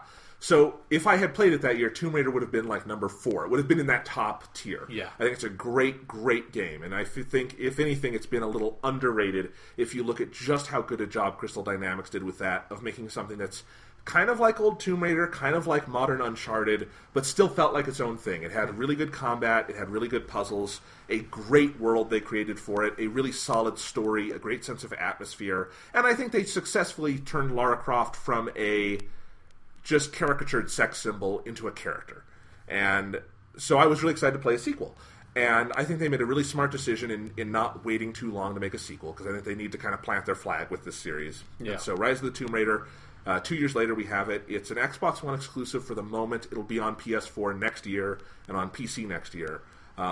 So if you want to wait, it'll eventually come to your systems if you don't have an Xbox One. But if you do have an Xbox One, definitely get this game. I think it is fantastic. I think you should play the original Tomb Raider first, just because this game builds on it in a lot of different ways. And, you know, this is not like a transcendent sequel. They did not totally, like, reinvent how you think of Tomb Raider. Right. But the thing is, that's what the reboot did. And so the reboot made a really solid foundation, and this is more of kind of just a sequel than I think we've gotten in a while for a big kind of new franchise. It's just another game. Well, it's not just. It is another game that uses those systems, builds on it a little bit, that sort of thing. And I really like it. I don't need it to be more than that. I think overall, maybe I didn't enjoy it quite as much as the first game. But if anything, that's just the symptom of that first game came out of nowhere. It was such a surprise. It was such a pleasant surprise. And I think it told a more aggressive story, which is Lara's first experience with killing thousands of people. You know, that sort of thing. Oh, we've all been there once. Right.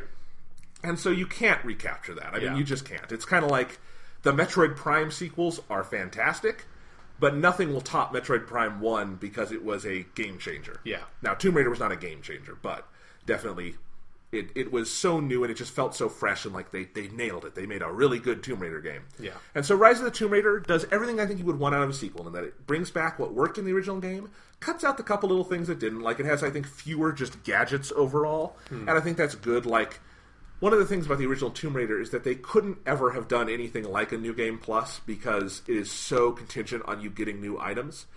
And that's okay in some games, but I also feel like, for the way that game was built, there's like a little too much of like, you're going and you're always getting something new. Right. Rise of the Tomb Raider, you have little upgrades, but mostly you start with what you had in the first one, like the keys. You get the rope arrows pretty soon, and then they introduce new stuff, like they have a little grapple hook, things like that. But you never feel overwhelmed. And then from that point on, it's kind of upgrading what you already have and getting better versions of that. This one does not have a New Game Plus either, but it feels like they could actually do it if they wanted to. It has what's called Expedition Mode, which I haven't really touched, but it's where you go in and you replay missions with like different modifiers and stuff. It's like a score attack mode. Yeah, which I think is a good idea. Like, they cut multiplayer, which was useless in the original. Yeah. And did this. And I haven't played it yet, but I'm excited to look at it. So, but Rise of the Tomb Raider, I mean, the first thing you'll notice is it is a gorgeous, gorgeous game. I don't know if it's necessarily the absolute best-looking game on Xbox One, because, you know, you have things like Halo 5 that run at that solid 60 frames per second. Yeah, they still look like visually gorgeous. Yeah, and you have some other ones. But I do think just like the texture quality and the lighting, I don't think... Maybe Batman Arkham Knight, but Batman Arkham Knight is all at night. Yeah, it's a very specific aesthetic. It's very stylized. Yeah, Rise of the Tomb Raider is able to succeed in all kinds of lighting environments and stuff. There's a lot of the game takes place in the snow and the ice, and you have not experienced the majesty of video game ice until you've played Rise of the Tomb Raider, because the video game ice you like crawl on is so, like, the way it glistens in the sun and the lighting effects. it's one of those moments where it's like, yes, we are in the next generation.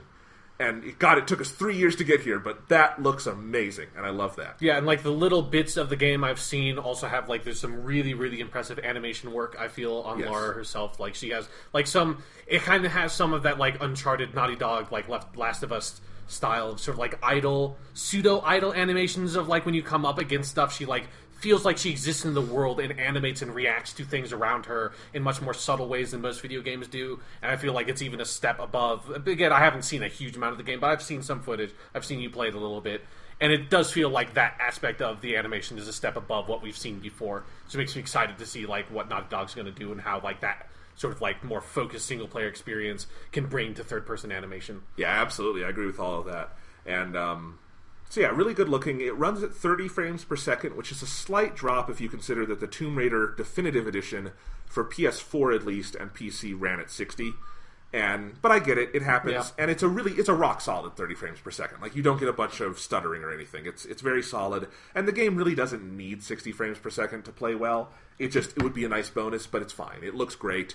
Definitely, I think, between this and Halo 5 and Batman Arkham Knight, I think we're overcoming whatever limitations the Xbox One seemed like it was having. Yeah. And people are learning to work with it.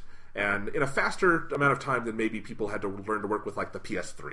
Yeah, I mean, the Xbox One is slightly less, like, underpowered compared to the PS4, but the Xbox One's not running on a cell processor. Like, it's not some sort of, like, crazy engineering, like, master, like, Marvel feat to try to, like, design programming for it. Yeah. So the game still plays incredibly well, and I think that's what everyone's been praising. It is definitely the strong suit of this game. My favorite things in this game is I think they've done an even better job with the exploration and the puzzle solving. Yeah. The majority of the tombs are still optional, and people still criticize the games for that. I actually think it makes sense. Like, if you play this game and you just run through and do exactly what is required of you, no, I think this would be an awful game if you do that. But that's not the point, and I feel like Lara's characterization is such that you want to kind of go off the beaten path and look for these things. And I think the fact that it's optional and not required is actually a strength, because it's a slight amount of characterization you honestly get on Lara, that she would go do this, and you, through her, would go do this. And I think it's really fun that a lot of that is kind of self-motivated. And they got their Metroid on in certain parts of this, where it's like you'll see a tomb, and it's blocked because you don't have the rope arrows yet. So you kind of mentally say, I'm going to come back here once I get that. And there are definitely parts of the game, certainly in the first and third acts. I think this game, clearly, you can kind of split into 3 acts. And the first and third, it kind of feels like they wanted to make a Metroid game. Like that you would make kind of Metroid Prime would be my comparison. Like you would make a big, like a Talon 4 or something, a big area where you can technically go wherever you want, but it's blocked, the progression is blocked by what you have and what you don't have, and then it's just about the exploration. And I think if they do another Tomb Raider game, which I'm sure they will, the first one was a hit, this one I think is doing well, that's what they should do. They really should try to move in that direction, because it is the greatest strength of this game is that kind of stuff. And I'm not saying any of the other stuff is bad. I love all the other stuff, and if they make another one like this, I'll be perfectly satisfied, because, you know, I've paid $60 for the first one, $60 for this, feel like I got my money's worth out of both, and I think they're really good experiences. But if they want to take it to the next level, a Metroid Prime-style game, which we honestly have not had in a long time. Yeah. Since basically Metroid Prime. Even Metroid Prime 2 and 3 are a little different, because that is such a massively hard thing to do. Yeah. I think that they could really excel at that, because the team at Crystal Dynamics, when they're doing that kind of stuff, I feel like they know what they're doing. Down to the level that I think this game is almost criminally underrated in people saying, like, Lara is not a character. Lara is so much of a character, but she's not a character in the way we think of, like, like Ellie from The Last of Us or something. Right. Or Elizabeth from Bioshock Infinite, where she's kind of separate from you and you really get to know her, and she's kind of like a cinematic character. Yeah. She is a video game character, which means her characterization is motivated by how you play. So, like, I think there is an immense amount of characterization in, like, every time you read a document, or every time you get a relic, which are the different kind of collectibles. They have some story stuff, they're almost like audio logs, but Lara comments on them. You read her thoughts on it, you hear her thoughts on it, she talks to you through that.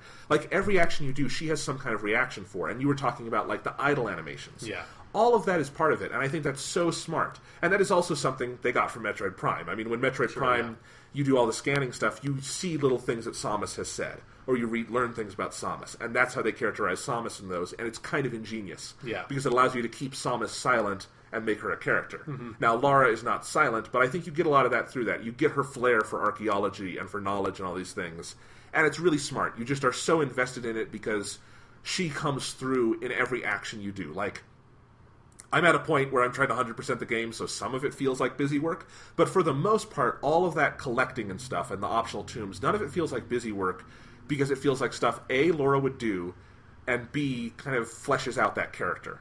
And so it feels like a very organic part of the world. So I think all of that stuff is fantastic. The combat itself is not as exciting to me in this game as it was in the first Tomb Raider, because the first Tomb Raider was mostly built around smaller encounters.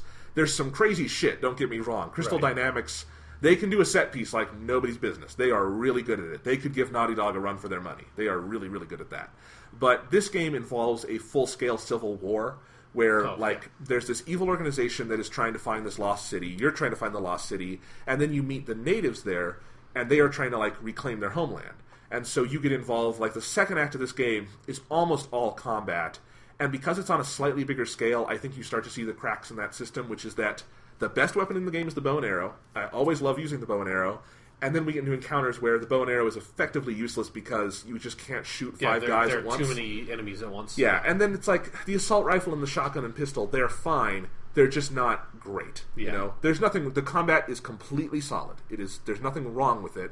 It's just, it's not so good that I want to play that all the time, you know? Yeah. And so I do think the second act of the game drags in a way the first game never did, because even when the first game got combat heavy, it was a little more stealth oriented. It was a little... You had that element of Lara figuring things out because she wasn't a fighter yet. Yeah. And so now it's Lara is basically a one-woman army. How long can this remain interesting? Mm-hmm. But I feel like the actual tomb raiding and all that is an infinitely renewable resource. Yeah. So... But the first and third acts are more heavy on that, and they're all great. And I think the third act of this game, from when you basically enter the passage to the Lost City to the end of the game, is one of the best sustained stretches of excitement I have ever played. It's kind of like the Metal Gear Solid 3 thing, where you think you're about to enter the last act, and then there's 6 hours to go. Yeah. And I still think that's a great 6 hours of game. This is not to that level where it feels poorly paced. It just feels like you get into that, and there's a lot left to go, but all of it is exciting. There's this puzzle to get into the passage to the Lost City, where they just go full on mist, and they have an astrological giant mobile almost that you have to solve. Totally feels like something out of Myst, except you're doing it in third person. And I love it. That whole sequence is so fantastic, and it kicks you off into the finale in such a great way, and it's pretty much just breathless there to the end. And I think all of that it's one of the best stretches of game I have played in years. So even if the second act drags a little bit, it's all okay by the end.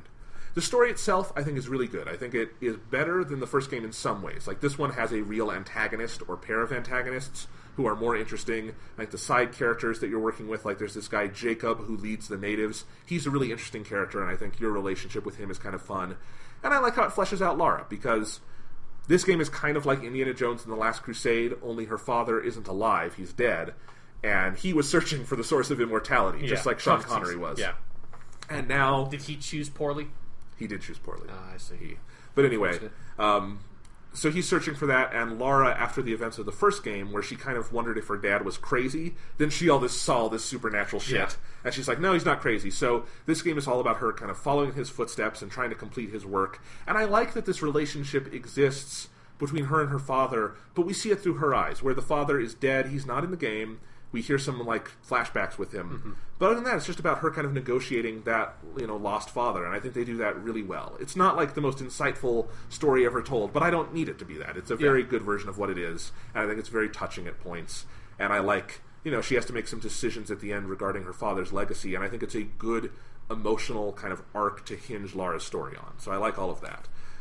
Overall, I don't think the story is as interesting. Again, just because there's an aggression to that first story where you are dropped on this crazy fucking island, your friends are scattered to the winds, and you have to go find them, and you have to become a relentless killing machine. Yeah. And that's there's just something about that is not reproducible. Yeah, it's her origin story in many ways. And you can't have that sort of really condensed rapid character development in another story with that character. Exactly. But this is good. I think it furthers her character along. You feel like she is in a different place at the end than she was in the beginning, and now she's definitely ready to just go have more adventures, and maybe we can have a more kind of one-off, just Tomb Raider story where she's not motivated by anything other than kind of a flair for knowledge or something. So would you say that by the end of this game she has risen as a Tomb Raider? No. That would be a good title for the reboot. Right. Like, I think that actually would make sense because the reboot being just called Tomb Raider is annoying. Yeah. So if that were Rise of the Tomb Raider, and then this game were just called Tomb Raider the Lost City because she's searching for a lost city. I know it sounds generic, but that's what the game's about. Or what if they called it Tomb Raider? Man, if this were the 90s, they totally would have done Yes. that. Would be And great. they would have been right to. Yes, absolutely. Yeah, or just Tomb Raider 2. I mean, that would have been fine. I know there is a Tomb Raider 2, but it's okay. But there's a Tomb Raider. Yeah. Like, we've fucking burned that bridge already. Exactly. So, yeah, I mean, it's kind of funny when you think that Crystal Dynamics technically has been working on Tomb Raider for a long time. Yes. But I think the team there, it seems like it's a pretty new group of people. And this current version of the studio is doing such good work on this franchise to a degree that, again, I think it's very workmanlike. It's not reinventing how we play games. It's not inventing a new genre of games. It's not doing any of that. But I think at the fundamentals and at what it is trying to do, it is operating at such an absurdly high level, it is easy to take for granted even as you're playing it. Yeah. And you have to kind of take a step back and be like, okay, the mechanics of this game are so smart, and the way you play it is so smart, and it's so intuitive, and it plays so fluidly. That is all so impressive, and I think I would take this a million times over any shitty open world game that is trying to just be big without having any real reason to be big. Right. Yeah, We so will not name specific examples here. Metal Gear Solid 5, Okay, maybe we're all... Grand Theft Auto 5, not that they're comparable. Grand Theft No. Auto 5 is a good game, but yeah. Those are very different games. No, I know, They're but- extraordinarily different games. No, Rise of the Tomb Raider, very good, beautiful game. Really big game. Like, that's the biggest thing they did is that, Tomb Raider 1 was basically on this island. This one is in an area, like you're in, I don't remember if you're in Syria or not. You're somewhere. You're in, like, Siberia, right? Siberia, You're, like, that's Russia, it. Okay. Yeah. But you have a lot more areas to explore, and the game feels much bigger. But you don't even notice that until you finish the game and you go back and like, okay, now I have to go complete all my side quests and stuff. And you're like, oh, I went to a lot of places. Yeah. And this is really intricate. And man, they put a lot of work into it. Like, you can definitely feel, Crystal Dynamics said when they made the Xbox exclusivity deal, they said, we really just needed more money to make this damn thing, and Xbox offered it to us, and you can feel that in the finished game. Like, there are some sequences where you're looking at it and it's like, fuck, they spent a lot of money on this.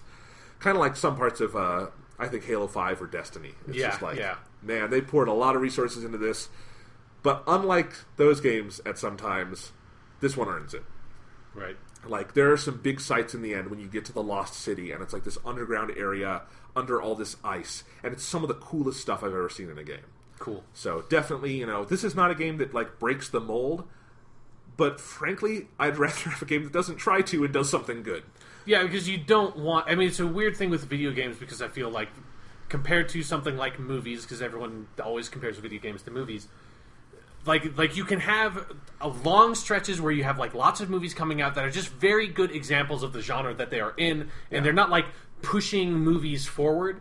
With games, I think partially because games are so long and they're so expensive both to make and to buy, there's an impulse on the place of a lot of the community, particularly like really intense fans of video games, that look at it and it's like every single game has to push the envelope to the next level. Like people talk about innovating in video games more than they talk about innovating in anything in the entire world, almost to like a depressing extent where it's like we have like serious problems in like the real world that we need to solve, and nobody talks about like innovating on the economy or innovating on like our technological base or like innovating our space program. No, we need to innovate on fucking video games, man, because you can't possibly play another game that is just a very, very good example of something that another game basically also does. And I think I'm with you. I feel like it's something that, like, Batman Arkham Origins, like, fell into that trap of people just calling it a bad game because it was another Batman game instead of it being, like, a brand new, completely different Batman game. when we played it, and we were both very, like, had some issues with it, but were both mostly satisfied by it, because it had a very satisfying story, had a new setting, like, it provided enough new that it was a new game, it didn't need to innovate. And it seems like Rise of the Tomb Raider is another example of that you don't need to innovate in third-person action games, you just need to be a really good third-person action game, and that's all you need to be. Yeah, and if they made 5 more of these exactly the same, that would be bad. But we're on number 2. Exactly. This is fine. And again, I say, they made the last one in 2013. I do think it was important to get another one out fast, just to show that wasn't a fluke, that this could continue, that there is a foundation there, and if they need to take another 3 years to do the next one and they want to change it up a little bit, that's fine. I do think it was important to get, 2 out in relatively quick succession, just to kind of hit that niche that that kind of itch that these games scratch. Yeah. So it's really good. Yeah, it's really great. And if you are someone who is a huge Uncharted fan and you are sad that you don't get to play Uncharted 4 yet, I think Rise of the Tomb Raider might do what you need for now. Yeah. Yeah.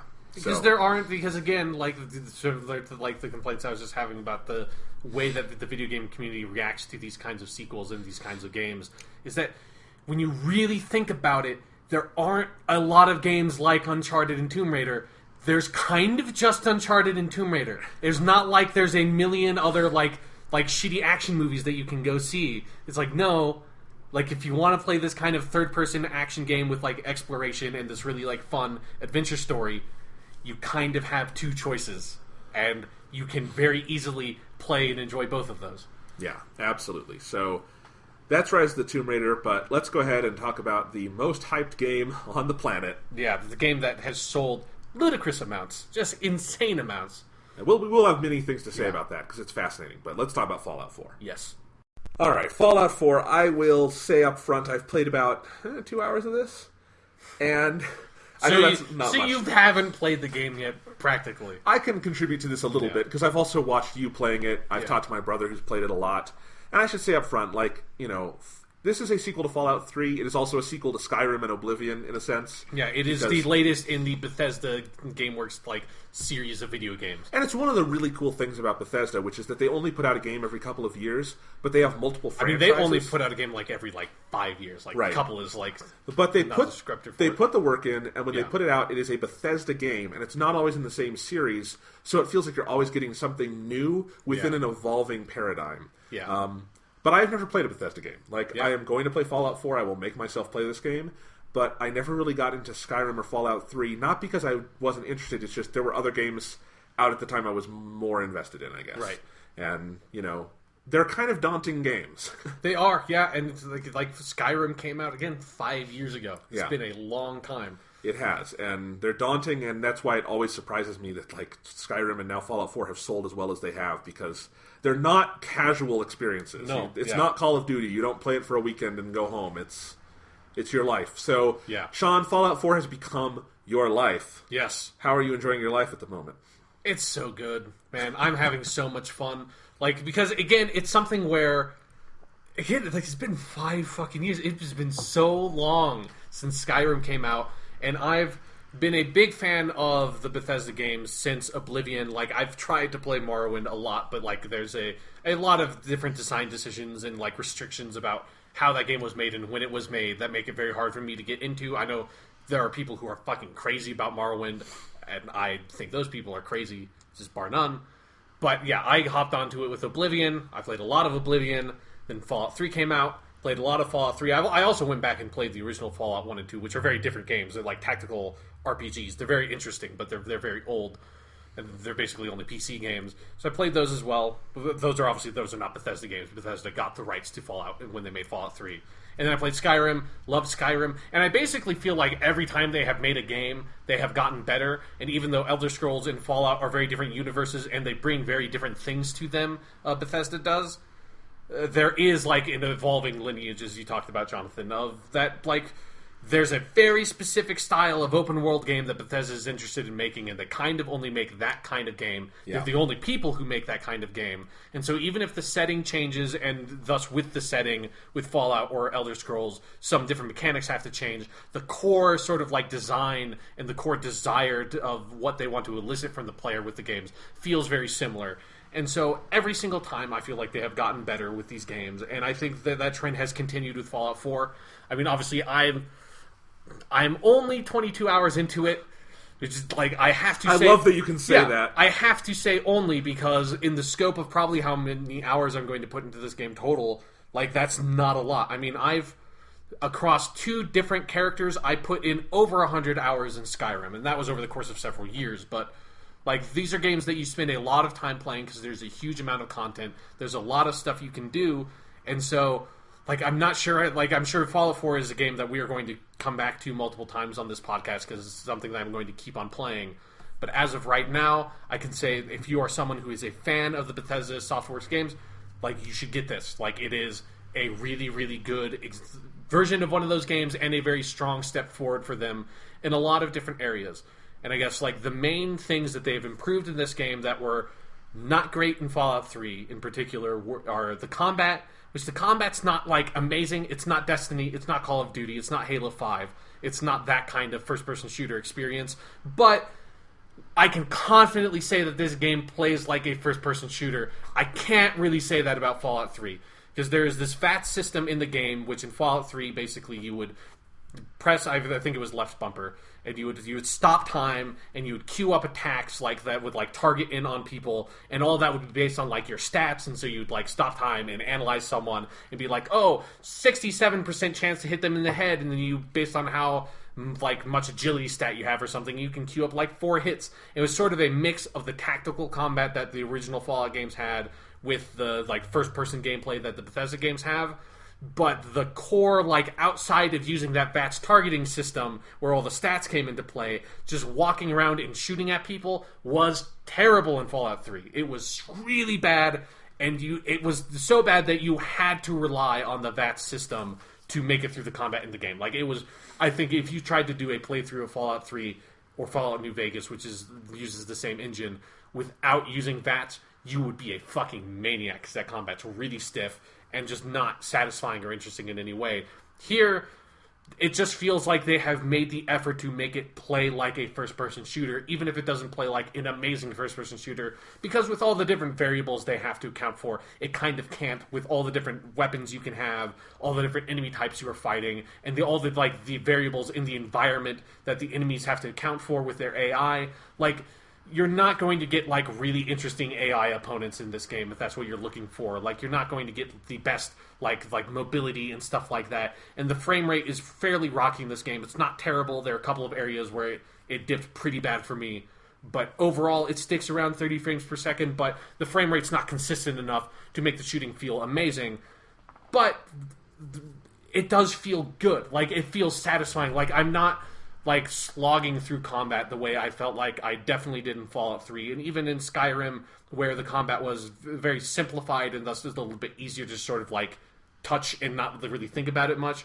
Even with Skyrim, the combat got boring for me a lot quicker than it is for this game, where I'm feeling like every once in a while I kind of feel like, I don't really want to get into this big fight right now. I want to go explore something else instead of getting like involved in this huge conflict. But luckily, there's plenty to do. Yeah, but there's plenty to do, and if you don't feel like you want to do a lot of combat, you really don't have to do a lot of combat in the game. But when the combat does come up, I'm happy to engage with it, and there have been several big fights I've had where, like, crazy... Like, I have just gotten into a part of the game where I have gotten high level enough and far enough along in the main story for a couple of key events to happen that sort of change some things that are going on in the world that just kind of up the stakes of certain battles. Where I was sort of just walking around outside, because the whole game is set in post... I probably should have said this at the beginning, for people who do not know what Fallout is that the whole game is set in a like wasteland, post-nuclear war, where basically American culture was stuck in sort of like Americana 50s stuff, and so like there's all this like 50s music, the art style for like posters on the walls that are now obviously like decayed and stuff. I have this very like optimistic 50s nuclear aesthetic to it. But then the bombs dropped, everything went to shit, and I should say it was like a technologically advanced 50s, so there's robots, there's like laser weapons and stuff, but it all sticks to that like aesthetic, so you have these servant robots that have this very like 50s British butler quality to them and stuff like that. It's a really well-realized world, but you wake up as a member of a Vault where the Vault Tech sort of like had all these people going to the underground vaults to survive the nuclear holocaust, but more importantly, to conduct science experiments on them. That all the vaults have a unique science experiment that is always super fucked up, and it's always really interesting to go into the vaults and find out what crazy shit were they trying to do here with all these people. And you wake up, you wander out into the wasteland, and you are in Boston in this game, you were in Washington, D.C. in Fallout 3, and everything has gone to shit, and people are trying to scrape by, and there are super mutants, there are like radioactive roaches called rad roaches and shit like that, and zombified people that have been radiated called ghouls. And so that's the world you're thrust into. So anyways, last night I was walking by this area where there were a bunch of super mutants in this like just like dilapidated car park, and I was looking at it, I was like, I can probably take these guys, and went in there, and I ended up getting my ass kicked. I was like, okay, I reloaded my save. And then I went back to my base, and I hopped into my power armor, which is something you get relatively early on in the game, which is one of the big changes, that instead of power armor just being like this big heavy suit of armor that you just equip like any other piece of armor in the game, which is how it was in the old Fallout games, here your armor is almost like a car or something where you have to just keep on finding fuel for it. So if you want to use it, you need to keep on finding fusion cores to fuel it, but you can't use the power armor all the time. That's completely off limits. And I only used the power armor a few times, and so I was like, I'm going to break out the power armor, because I've got like 15 fusion cores.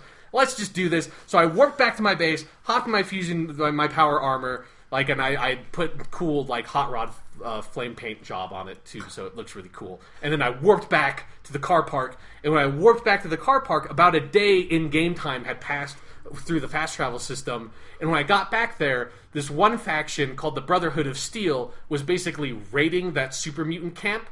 And so there were these fucking helicopters just flying around shooting shit at the mutants. The mutants were shooting shit at them. And then this other faction came in that was like these sort of like the Commonwealth Wasteland Army. That's just like kind of these like this renegade army sort of faction that comes in. And now they have their own helicopters too, and they're all shooting, and everyone's fighting each other. And I just drop in this suit of basically tank power armor, pull out this huge fucking minigun, and just walk into the middle of it. And there are helicopters falling from the sky and exploding, and everything in this world is powered through nuclear fusion. So every car or helicopter or like robot that explodes with like a mini nuclear explosion. So there's like mushroom clouds going off, and the world is shaking, and I'm just like cutting things to pieces, and it was fucking insane. And like I've only had a little bit of that now because I've just kind of gotten to that point in the game where my character is powerful enough to engage with that. But that's like, if that's where the trajectory that the combat is going on, I'm really excited to see where it's going to go, because now there are just times where I'm sneaking around the world and I just hear a massive fucking explosion off in the distance, and I look over and I see like this mini mushroom cloud. I'm like, what the fuck is going on over there? Well, that about says it all, doesn't it? Yeah. Can I give some impressions? Yeah, go ahead. I haven't played a ton, but I just want to say, because I think this piggybacks off what you were saying. Sure. I've made it very clear on this podcast my general disenchantment with open world games. Yeah. Even good ones like a Grand Theft Auto 5, I just don't have a lot of interest in it anymore. I think it's been done to death. But I have to give Fallout 4 credit, because I am very excited to get the time to just sit down and be in this world. Yes. And I think that is such a rarity today, that an open world game could make me get over my just general, I'm bored with it. I don't want to do that anymore. I think it's a really kind of hackneyed game decision at this point. But Bethesda, like, the biggest praise I can give for Fallout 4 so far is that in like 2 hours, it's all you need, this game is oozing identity. Yeah. Just at every turn. It is just oozing it. Like, it just doesn't feel like anything else except other Bethesda games. Yeah. And even then, I think this one almost takes it up a notch in just how... Because I've played the start of every Bethesda game. I've just never played the whole thing. But just how much, like, immediately... Like, I think the opening is this quick and dirty mic drop of an opening. Yeah. Like, we are going to get you in that vault. Shit is going to go down. And then, boom, you're going. And it is so great in that sense of just like getting you out into that world with purpose. And before you even sent out into that world, you get a sense for, like you say, that 50s Art Deco kind of thing. Yeah. And this kind of alternate future that stems from our past. Yeah. And just the way characters talk and look and interact with one another. All of that is so well sketched out. And then the world ends, you're in your cryo chamber, you come out, you need your revenge, and you go out there. And it's just the way the menus are set up, the way the game looks, the way you can kind of just immediately go wherever the fuck you want, all of that stuff.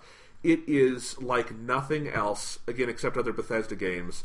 And it's like I said, with like Blizzard, like when you're playing a Blizzard game, there's just identity oozing from every corner of the screen, and I love that about them. And with Bethesda, I think it's the same thing, and if nothing else gets me to play Fallout 4, it will be that. I love existing in a world that doesn't feel like anything else. And I think at this point, if you're going to do an open world game, that's what you have to do. Is you have to create a world that is worthy of existing inside, and is worthy of existing inside while not being a world you've seen before. Yeah.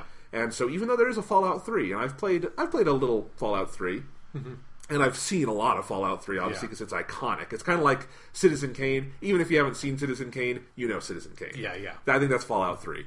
And I think this even one-ups that in terms of how it uses color and just the graphics and just this world. We've seen the post-apocalyptic wasteland in Fallout before, but this still feels new to me. Yeah, I think it is. I mean, and that was the next point that I was going to transition into was that the one thing that Bethesda games have never been very good about, I think, is the storytelling stuff. Has never been. It's usually not that terrible, but it's usually not very good. And in particular, I feel like they have never been very good at writing interesting characters. And usually, like the characters in Bethesda games become incredibly disposable. And has been for a while now. There has been a system in these games where you could have a companion character, but which was just basically someone who followed you around, and you could ask them to lug stuff for you, and maybe tell them to go over there, and that was like the extent of it. And they kind of never said anything, and they maybe had one quest that like led them into joining your party, I guess. Although you can only have two, or you can only have one follower with you at any given time. But after you complete their quest, it's like they're just like they might as well just be a random person. It's always epitomized for me in Skyrim. That when you, early on in the main questline in Skyrim, you go to this town called Whiterun, and you meet the Jarl of Whiterun, and this is like, you find out, because this is after you've realized, I'm the Dragonborn, I'm the guy who can kill these dragons and, like, gain power from doing so, and it's like, I have been fated to appear or whatever, and this dragon is about to attack Whiterun, so it's like, here's the Jarl of Whiterun, it's like, dude, don't worry, I'm the Dragonborn, I got this shit, I can yell at stuff, and it, like, flies away, so I can take care of a dragon. You go kill the dragon, Jarl's like, great, that's awesome. Like, you did so good with that, I'm going to give you a house. And with that house, I'm going to give you this shield maiden lady, Lydia, who is going to be like your sort of bodyguard / I don't want to say servant is maybe like a bit, that's not quite it, but like your shield maiden is like the only word I can think of for it. And so you have Lydia with you, as like that happens, like, oh cool, like, hey Lydia, let's go adventuring. And then it's like, hey Lydia, you never really say anything, do you? You kind of have like 5 lines of dialogue, huh Lydia? Yeah, Lydia, just go back to Whiterun. You don't need to just go and stay at my home. You really don't need to be here. I've got enough endurance now that I don't need you to carry stuff for me. And that was basically the process of it, and it was just really disappointing because I was hoping like, that would be cool to have a character with you every now and then to talk with on your adventures and to have them react to things. And Skyrim did not deliver that at all. Fallout 3, which came out before Skyrim, even less so. Although Fallout 3 had the very like famous companion-related thing where you could have one guy, Fox, who was a like kind of a good super mutant with you, and in the original ending of Fallout 3, which they eventually changed in the DLC because it was a stupid fucking ending, you basically had to go into this irradiated room and to like do this thing. I'm not going to like spoil the end, but like you just had to. No, like, because I also can't fully remember the ending. It involved your dad, Liam Neeson, and a Bible passage, like Revelation 3:16 or something. You have to go into this room that's irradiated, and it's, like, so irradiated that you're going to die, but you need to do it to save the capital wasteland.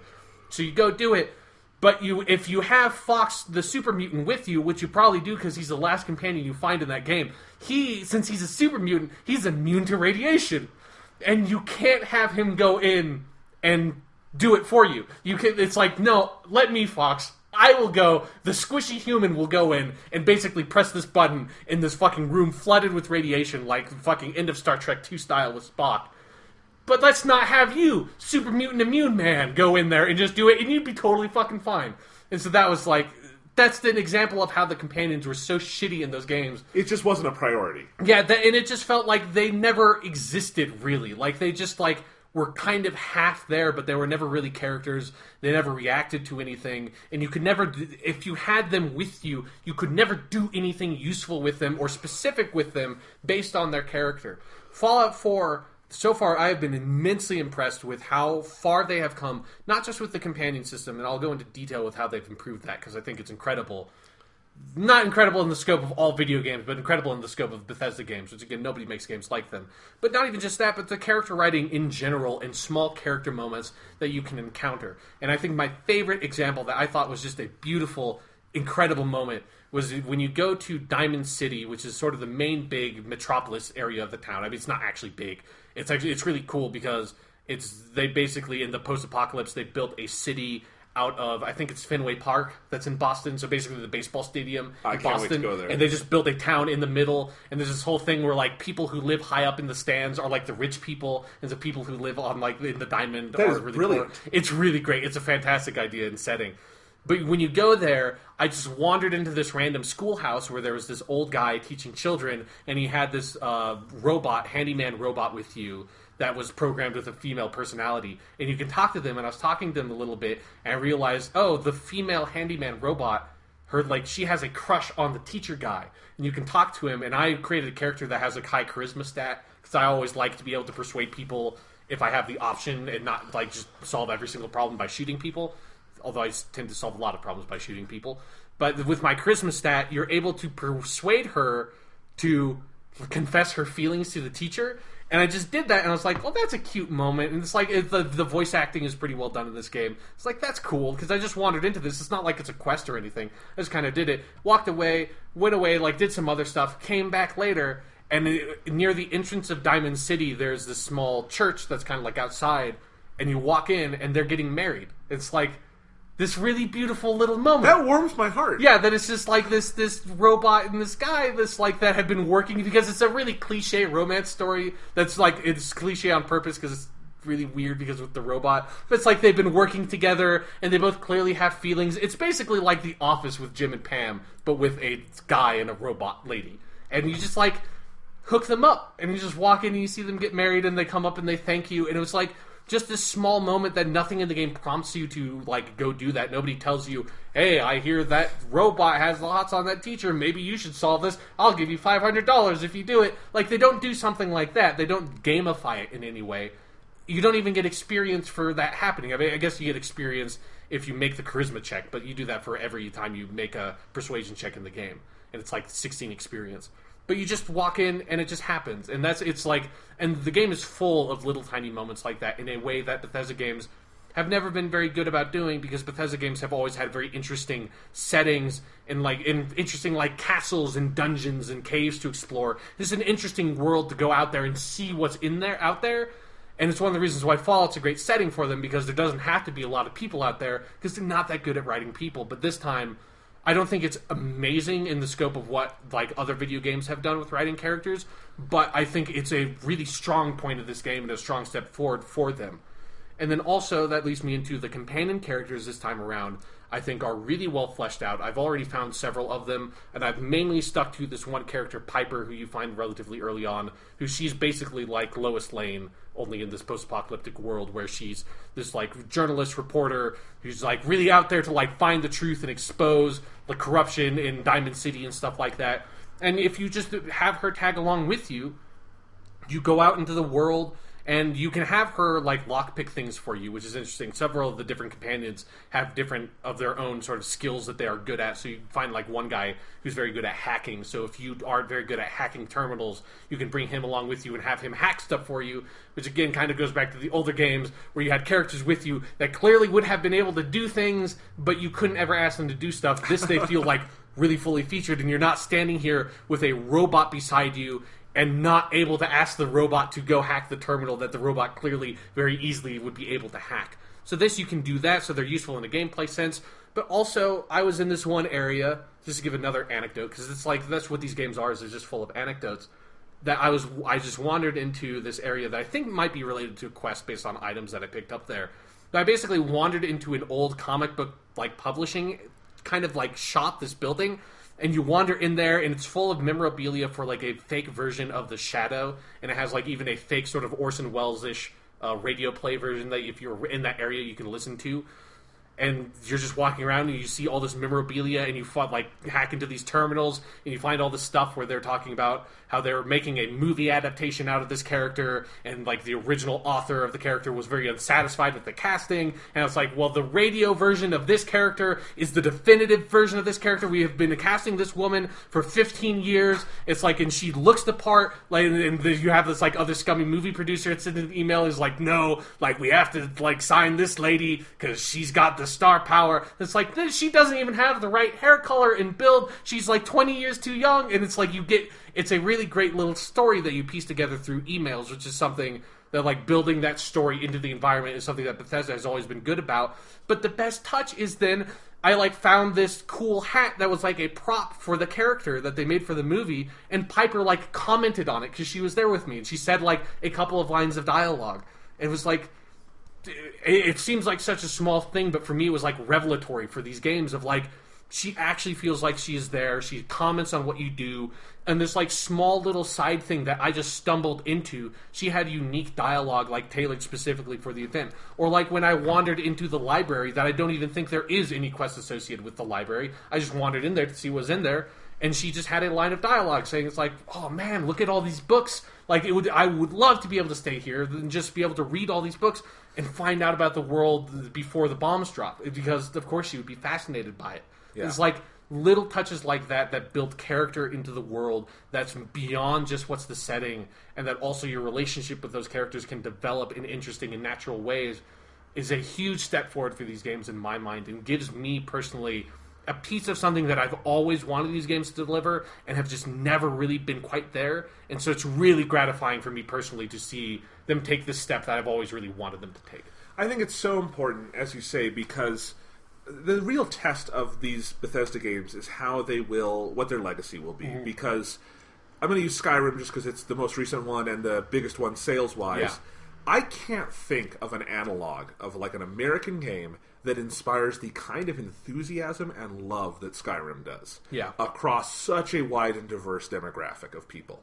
Where, you listen to people talk about Skyrim to this day like it's a religious experience, like it's a world they live in. They talk about it like we talk about Persona. I mean, that exactly. kind of thing. Yeah.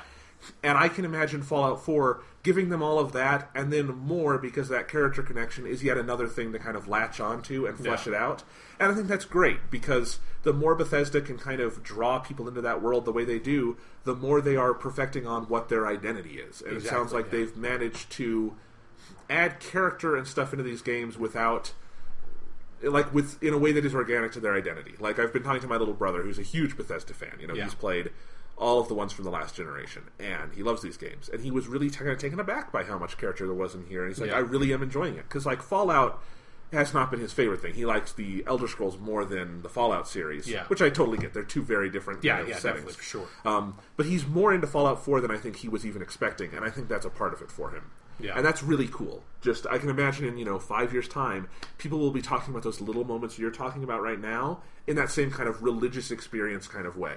Yeah, and it's just something that, like, I can remember these experiences as attached to this character that I like Piper, or I'm with this character now, Kate, that seems really interesting, or Nick Valentine is another character. And it's like, I can barely name any characters from any other Bethesda games. I can only remember Lydia, because that was the one that, like, broke me of how ridiculous it was that you couldn't do anything with Lydia.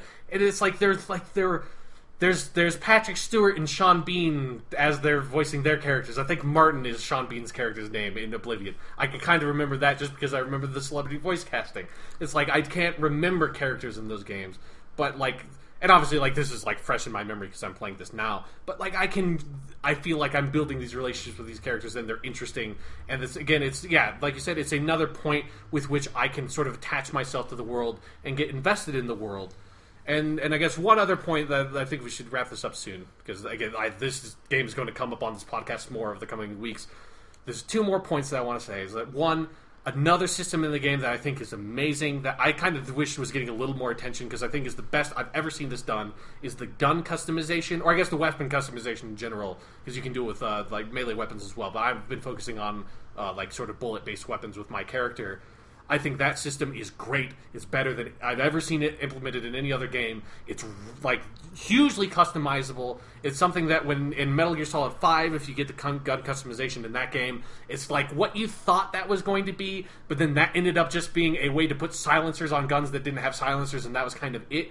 This is like, as you have this weapon, you are slowly gaining parts, and if you're upgrading your gun nut ability, that allows you to get more advanced mods, which if you're not getting that perk, I don't know how you're playing this game, because it's the most fun I'm having, is upgrading my weapons, is that you're just being able to naturally, as you're getting new parts and new resources and upgrading your ability to get these new mods, you're able to put new scopes and new barrels and new handles and stuff on your guns and let them slowly and naturally develop.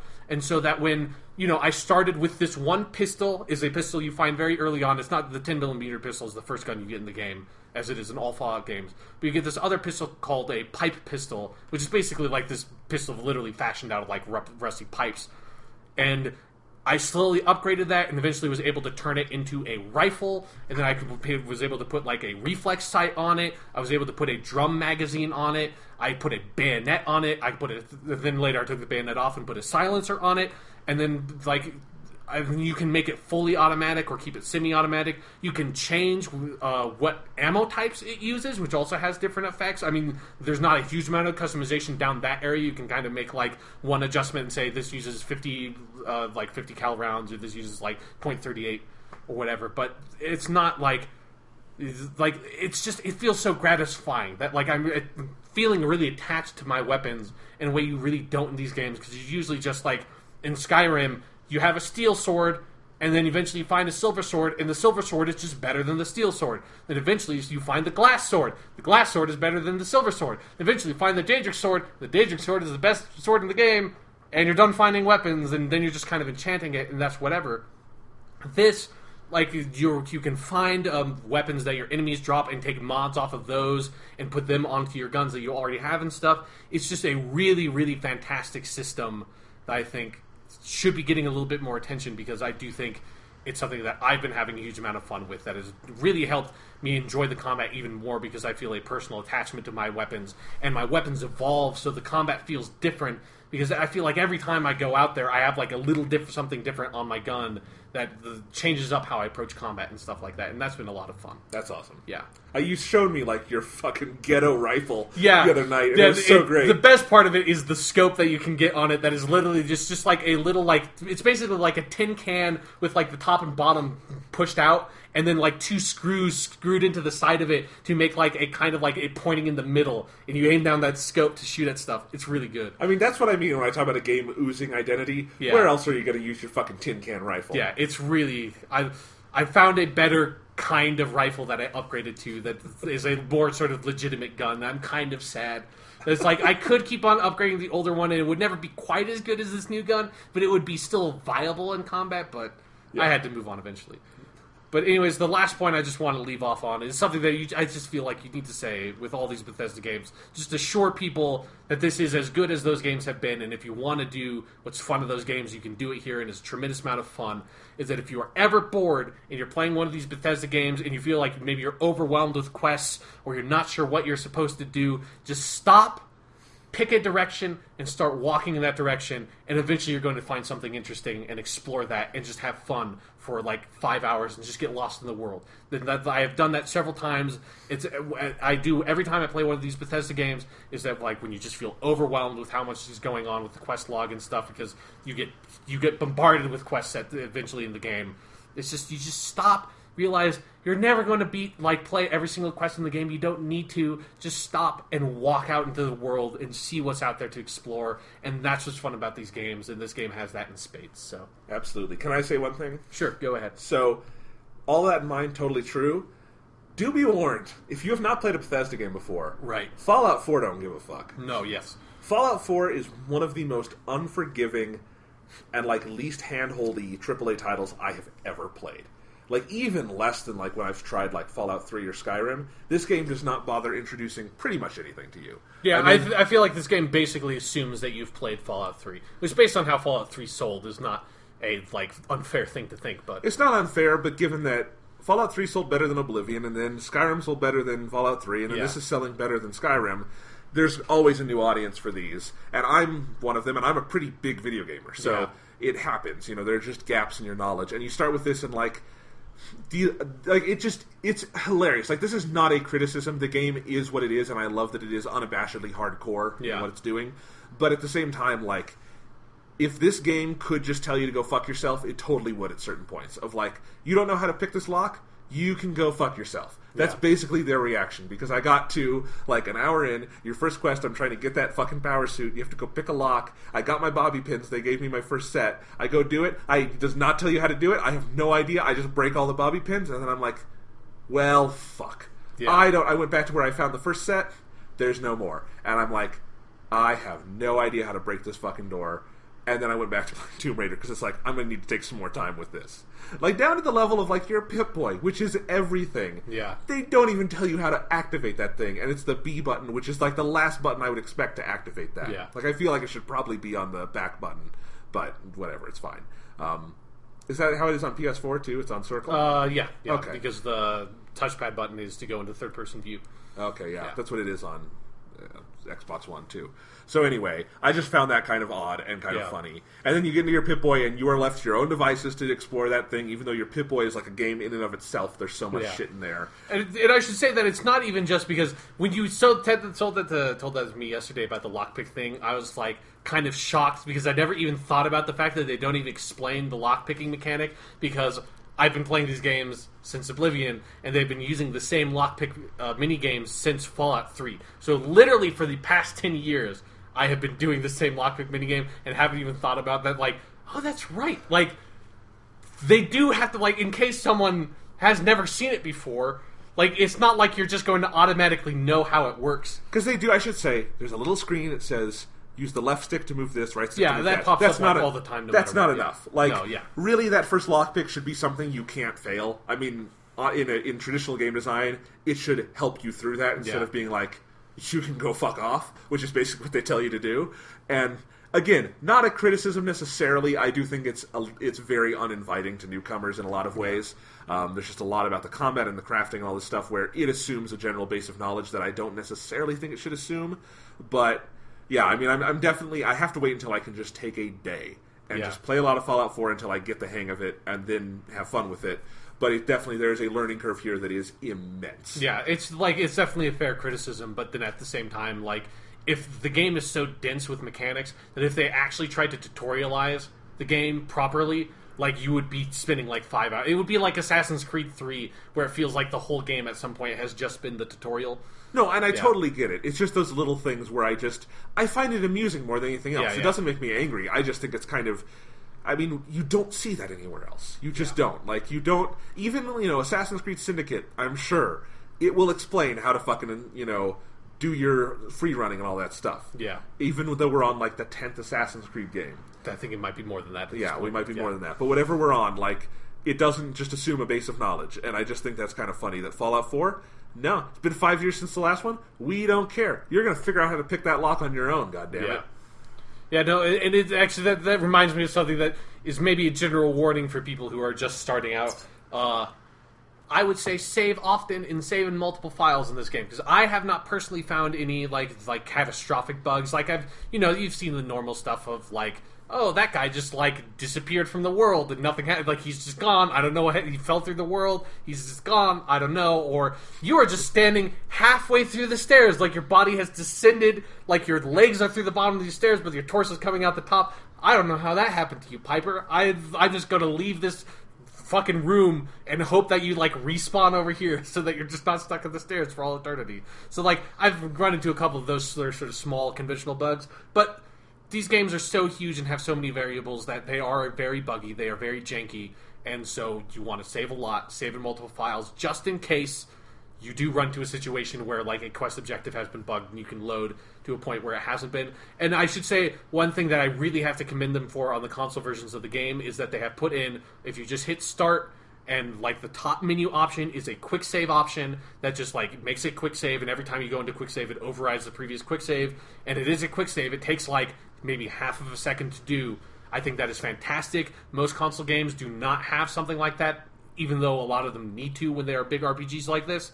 And so Yeah, make liberal use of the quick save. Like, quick save every time you're, like, halfway through an area or something, just in case. Because it's also very easy to get killed in this game if you're not paying attention. So, save liberally and save often. Yes. My advice.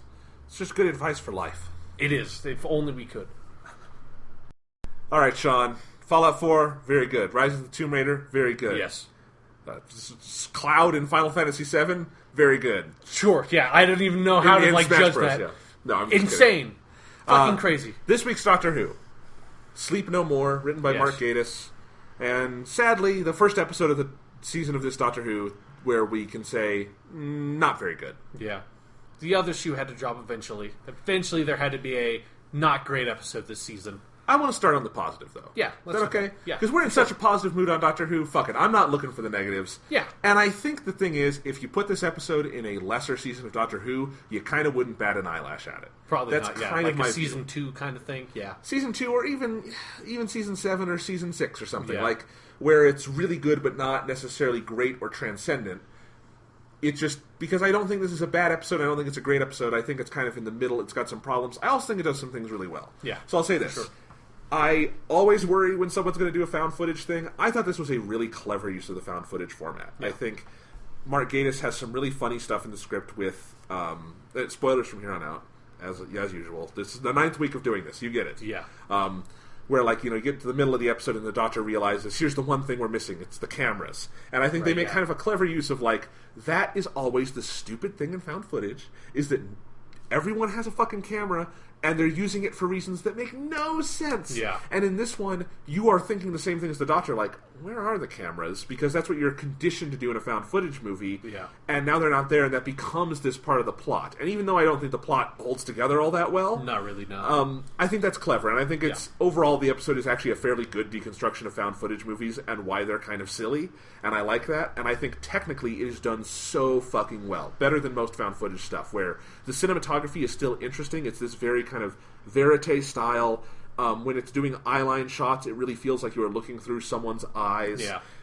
It is still a TV thing. They can't do it perfectly in every shot, but overall I think it is a really well-directed and edited episode of Doctor Who, so I praise them for all of that. Yeah. I think Mark Gatiss does a pretty good job in the first half of the script of kind of creating this world and just immersing us in it, where we are not sure of all the details, but we hear a lot of details, and it just sounds like kind of a fleshed-out world behind the scenes. Yeah, for sure. He's done enough work on the surface that we kind of accept that this world exists, and it is what it is, and I like that. I think it's it does a fairly decent job on the characters. That's fine. There's a stupid thing they do with the characters, but we'll talk about that later.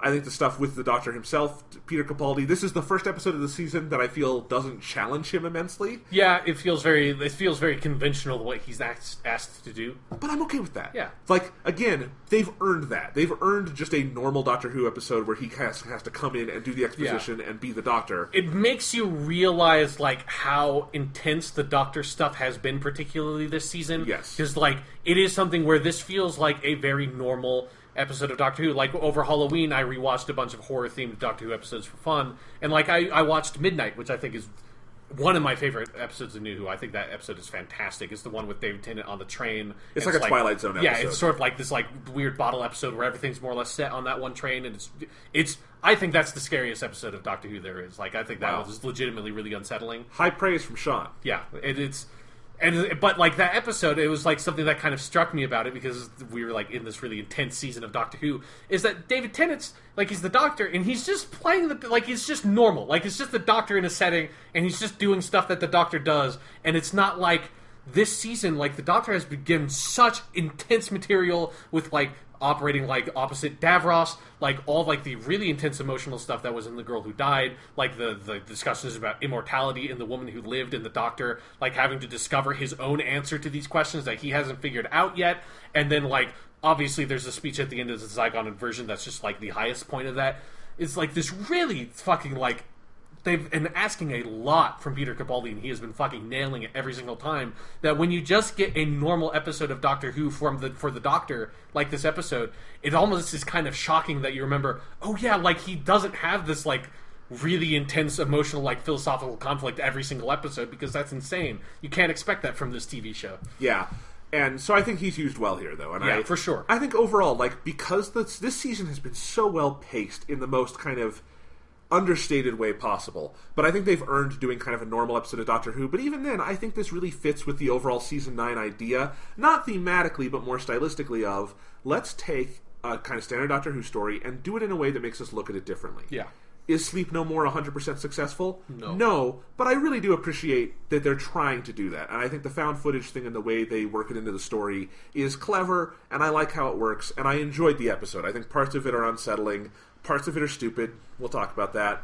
Overall, it's like, I watched it 45 minutes, did not feel wasted, did not feel like I was hugely enlightened, but I also didn't feel like, man, the season's ruined for me, or that was really disappointing. Yeah. I think it's an okay episode. It's solid in points. It's less solid in others. But, you know, the one thing I have to praise above all else is Mark Gatiss' episodes tend to be, I think, very unambitious and kind of lazy. I really loved his one last year. I think his Robin Hood one is far and away the best thing he's ever done, for Doctor Who at least. And even that is not a particularly ambitious episode of Doctor Who. Yeah. He swung hard for the fucking fences here. And I don't think he made the home run. If we're going back to Fenway Park, right? Yeah. He didn't pass the Green Giant, but he swung hard. And I really do appreciate the ambition on display in this one.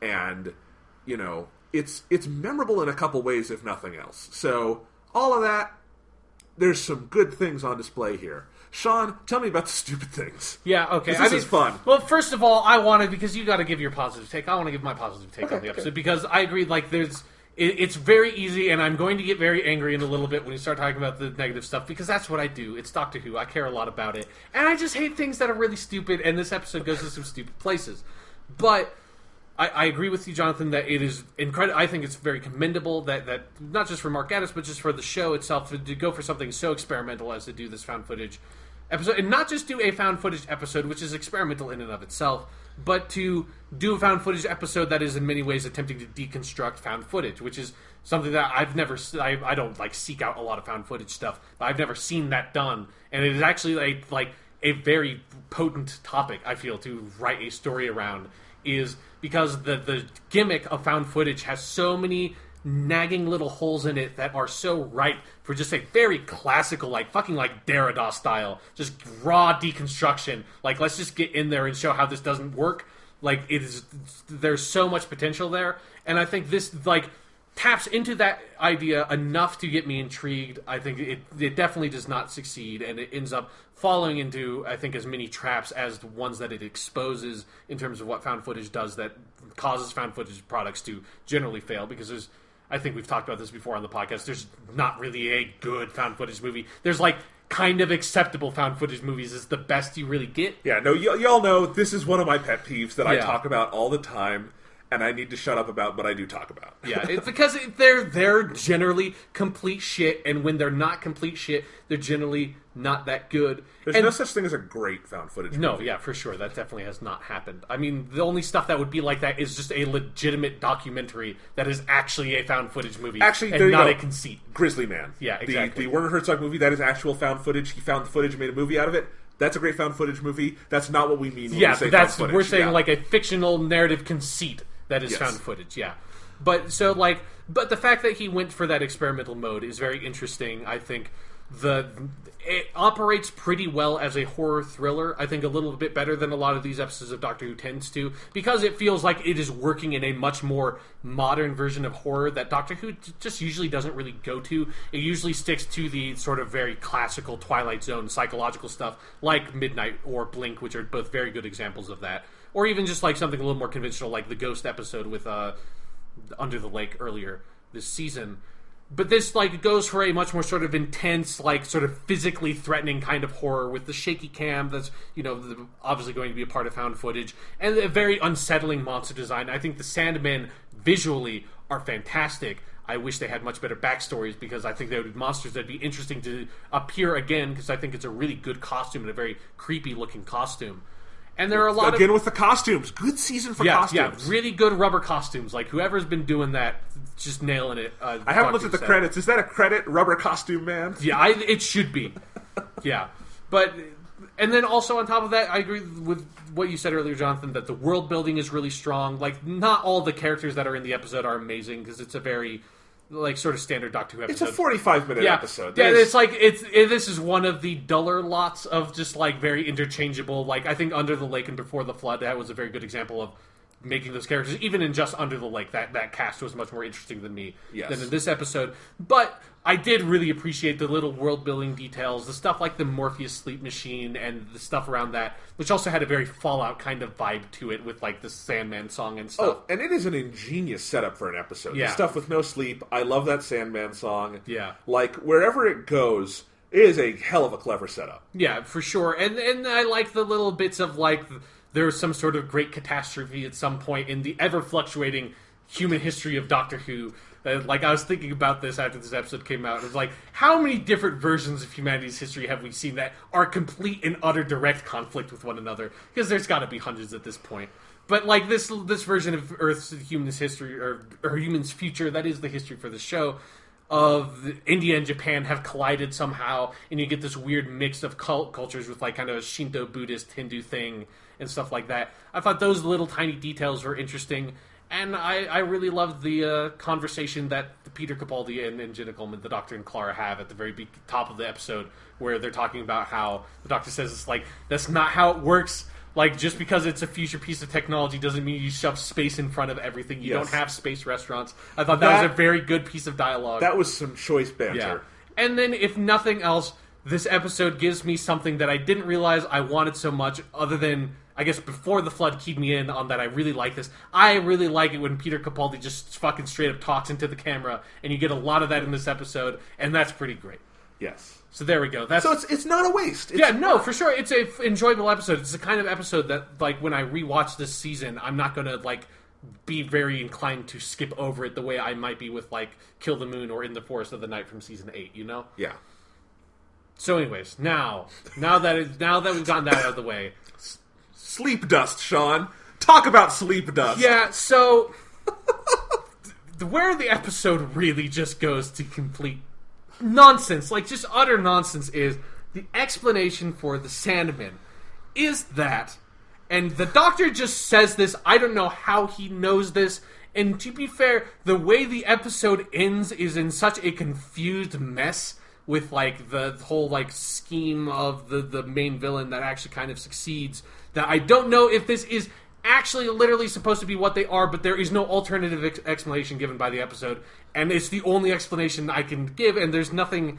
I want to hope that if they do anything more with these monsters, they just retcon that explanation away, because there is an opportunity to do so. Yeah, there's absolutely an opportunity to do so.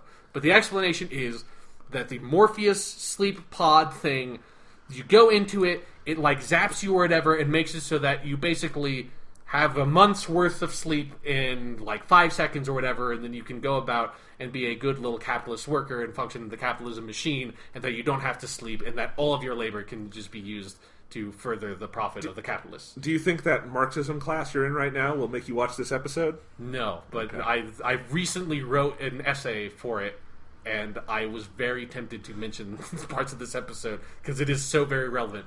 But yes, no, it has, that's a really ripe concept that other elements of sci-fi, like other franchises, have dove into, that like capitalism getting rid of your ability to sleep in order to just further exploit you and making you think that you're benefiting from it, which is I think a great plot, and I wish this went into it a bit more, but it's fine that it's just sort of like kind of dress setting for this episode. But after that, what happens to create these Sandman monsters is that apparently the process by which one gains this ability to no longer need to sleep for months or years at a time is that your what is scientifically technically called RHEUM, RHEUM, what we would call sand dust sleep, is the little like flakes of nonsense at the corner of your eye that you get when you wake up and you wipe away. What that actually is it's mucus that is secreted from your eyeball and dried skin cells, and that's kind of all it is. It is something that is constantly produced by your body, whether you're awake or asleep. It just so happens that when you're asleep, you're not blinking or doing anything with your eyes, and so it accumulates, and it's just sort of flicked away during the normal process of the day. But when you get into this Morpheus pod, that room, the sleep dust, is able to collate and congeal and gather together to form a sentient life form, a monster that is, some villain might persuade you to believe, is in some way superior to the human species. I'm not entirely sure how they're supposed to be superior to the human species, and are going to replace the human species through some sort of violent action that they don't really kill people, or you never see them kill anyone. I don't know how they kill people. But they also are sentient dust monsters that are able to spread their dust around, their sleep dust, their dried mucus and dead skin cells, and gather wireless video signals from them so as to be able to construct a convenient found footage conceit for the episode. So let me say this again. Okay. Yeah, the monster in this episode is a bunch of sentient dry mucus that collates and becomes sentient for literally no reason given. Like, they do not equate it to something specific that the Morpheus thing does. All they say is that the Morpheus machine operates on an electrical signal. That's all it is. Somehow, this makes your dried mucus produced by your eyes to become sentient monsters that want to replace humankind. You know you've hit the bottom of the bad science shit barrel. Yeah. When the more you explain something, the less sense it makes. Mm-hmm. And that's exactly it. Because you don't really think about it in the episode because it's moving along and there's stuff going on. But then you take a step back, as Sean just did, and you give the little explanation, whether in your head or whatever, and you think, well, wait a second. That makes no goddamn sense for a couple of reasons. No. Nothing more so than the conceit is that they've gotten rid of sleep. And if you've gotten rid of sleep, then there should be none of that mucus. Exactly. It should just be dispersed around the way it normally is. There's absolutely no reason why, if you have no sleep, you have more eye gunk. Yes. The only reason you have a bunch of eye gunk is because you have sleep. It would feel like you could maybe get by with that explanation if the thing were like they had to go sleep for 2 months at a time. Yeah. Or it was they were doing more sleep instead of less. But the idea is they do less sleep. And it's not like you couldn't create a monster out of that. There are all sorts of explanations. Give one of yours. I mean, the one that I thought it was going to be before the Doctor just spewed out this random fucking bullshit that I think the Doctor was tripping fucking balls during that part of the episode. I don't know. But my explanation for it would be that the pod makes you that, like, you don't... It's not that you don't have to sleep, it's that you can't sleep, which is also something that has been done in sci-fi before, and thus the people are driven insane through sleep deprivation, and that also some process that of the machine causes, like, your body to sort of decay and molecularly dissolve, and thus you become goopy and sand-like. And there, you can get your, like, Sandman thing in there, because I like the idea of, like, your sleep episode being about Sandmen, but you don't need to make it about, like, the Sandman myth that is literally about, like, a creature that goes and, like, sprinkles sand and, like, relate it to, like, your eye gunk. You don't need to do that. It's really too bad they couldn't get Neil Gaiman to come in and write this one. Yeah. He has some experience with Sandman. See, he has 10 volumes worth of experience with Sandman, yes. Okay, so here's the thing. You talk about the Doctor tripping balls. Yeah. Here's the thing. So he's wearing a hoodie this season. Mm-hmm. He's got his sunglasses. He's rocking out. Would you put it past the 12th Doctor to just drop acid in the TARDIS before he comes out on an adventure? Well, Jonathan, I would encourage you to go listen to an interview that Craig Ferguson did when he was back on the Late Late Show with Peter Capaldi. And they may or may not have a conversation about how they may or may not, when they were both in a band together, have dropped acid. That may or may not have come up in that interview. Peter Capaldi may have allegedly used acid back in the 60s and 70s. Because if you view this as the Doctor, like, Clara is in the front and the Doctor's like, sorry, Clara, right before we leave, I've got to run in the back for a minute. He runs into the TARDIS equivalent of the bathroom and he drops some acid, comes out, and then the rest of this episode takes place basically as a hallucination for him. And that's why that makes the ending so much better when he runs into the TARDIS like, none of this makes any sense! It just, like, runs away. And, like, they could have done a shot, like, after the credits where Clara is back in the TARDIS just staring at him while he's in the corner, like, rocking back and forth. Bloodshot eyes, yeah. Yeah. In some ways, this is a great episode for the Doctor. Exactly. This is the drug trip episode. Yeah. But yeah, okay, so the sand stuff, stupid science. Yes. And I should say that, like, the biggest problem, because I've seen some discussion online where people are talking about, like, oh, this isn't the most ridiculous thing that has ever popped up in Doctor Who. That would be hard. Like, it's not. Like, Doctor Who has gotten to some fucking ridiculous depths, to be sure. But I guess my main problem with this is that, like, conceptually, there's such a huge conflict with that explanation of, like, the Sandman and the, like, scientific setting that they're going for, that, like, I can kind of imagine if you were very careful and you made it a non-science fiction-y episode of Doctor Who, and made it more the fantasy-leaning ones with more of a fairy tale element, I think then you could maybe make the monsters equate more to, like, sand and dust that has accumulated and gained sentient life. Like, if you made it more magical, that would work. I mean, if it wasn't related to Doctor Who at all, which has, like, a science fiction component, and you just wrote a fantasy story that had that kind of monster that was, like, literally your eye gunk and, like the sand and dust from your eyes has become a monster, that's totally fine. But as soon as you set it on a space station in the future and have space marines running around like darkly lit corridors like it's aliens, you cannot then have this like magical fantasy bullshit monster.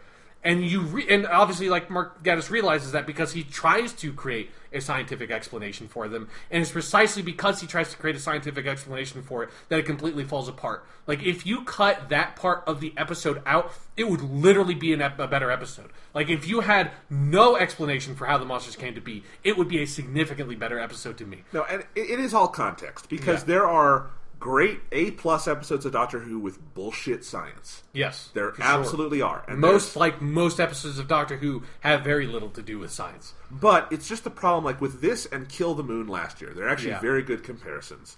It's just when you predicate something on a scientific explanation, or you build your episode in such a way where the explanation really does matter, or what you're saying matters, and if it makes no sense and it stops you from buying into that, whether it's good science or not, it's just that it doesn't allow you to buy into the story. And they're building a really good atmosphere here. They're building a well-paced story that moves along well.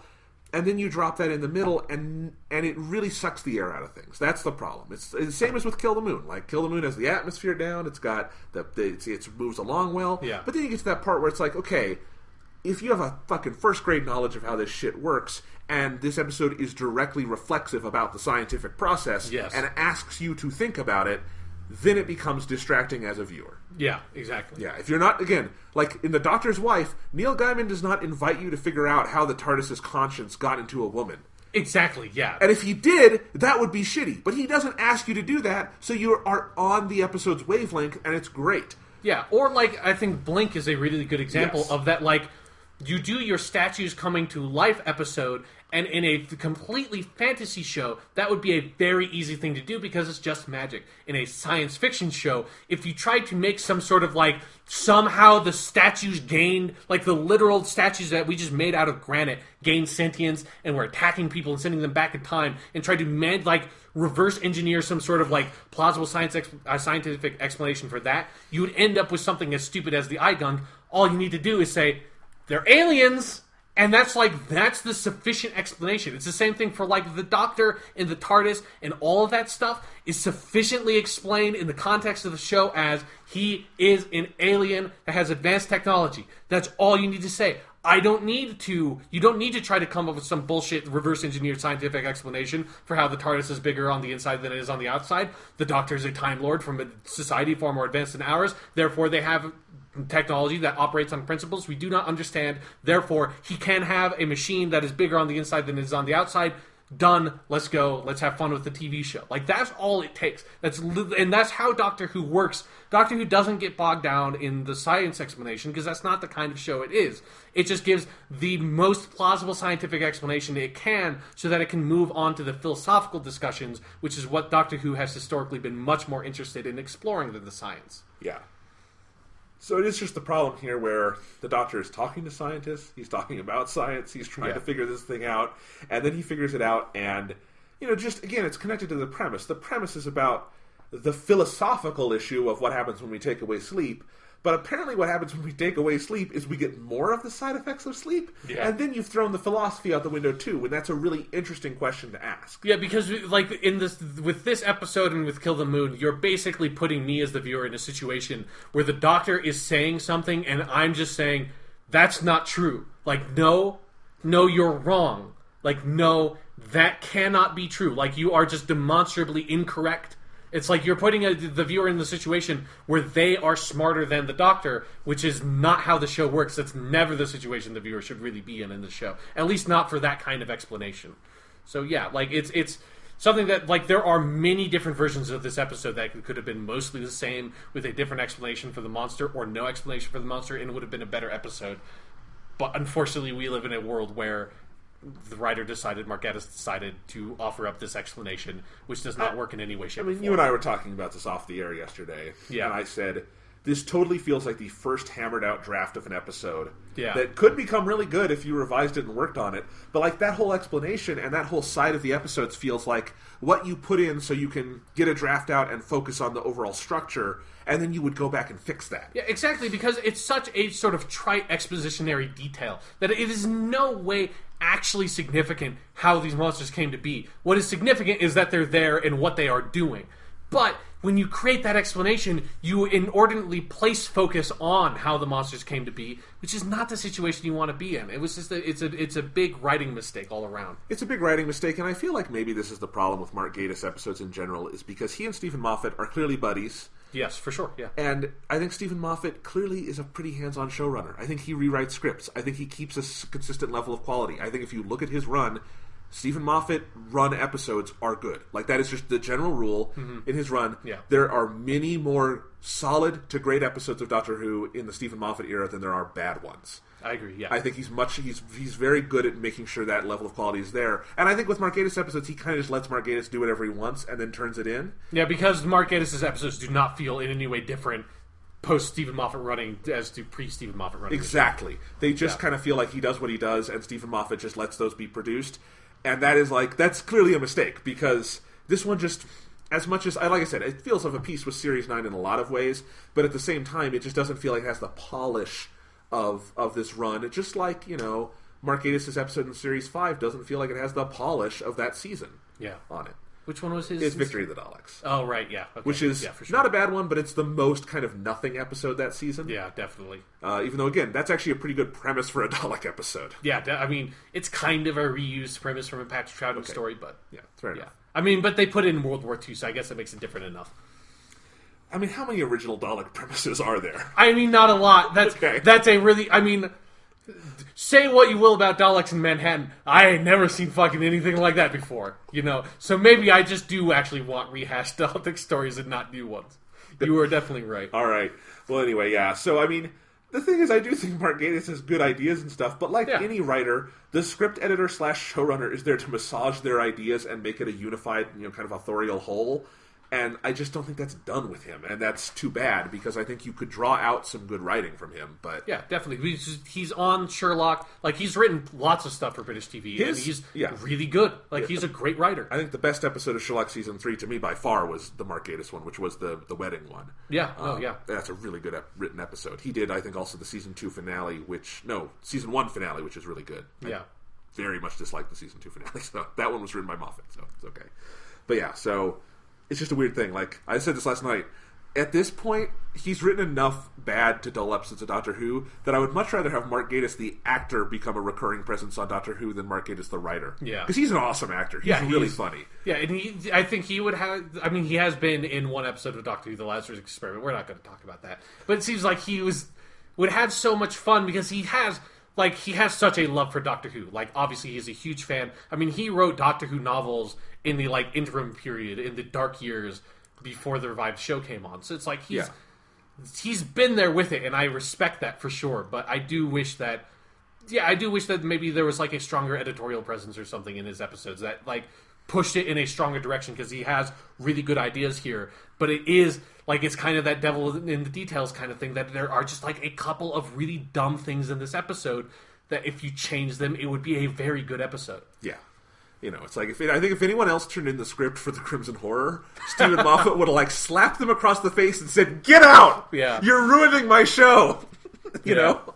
But it's his friend, so he has to be like, "Oh, great, we can get Dame Diana Rigg to be nursing the alien baby. Thanks, Mark." God, the Crimson Horror...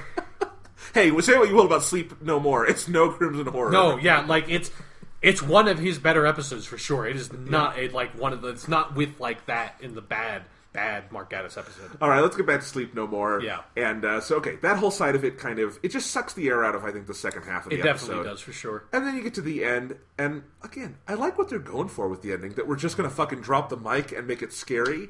it's very much like you say, like, Midnight is a good comparison, which I think that's a great episode in terms of getting to a point where it doesn't over-explain things and keeps it scary. Yeah, because mysterious. Midnight has absolutely no explanation for what the monster is in that episode. Yeah. Like, it does not explain it in the slightest, which is one of the reasons why it's a really fucking creepy episode. Yeah. It doesn't give a shit. It's like, there's no way you're going to explain how this creature exists or even what it really is and how it functions. Like, it's just there. Yeah, and I think this one is very much going for that same Twilight Zone thing where we're going to end on the most disturbing note. Yeah. The problem is the most disturbing note makes no sense. Yeah, it's a very disturbing, incredibly confusing note. Yeah, so this guy, while he's on the station, is in real time editing this very complex episode of Doctor Who. Yeah.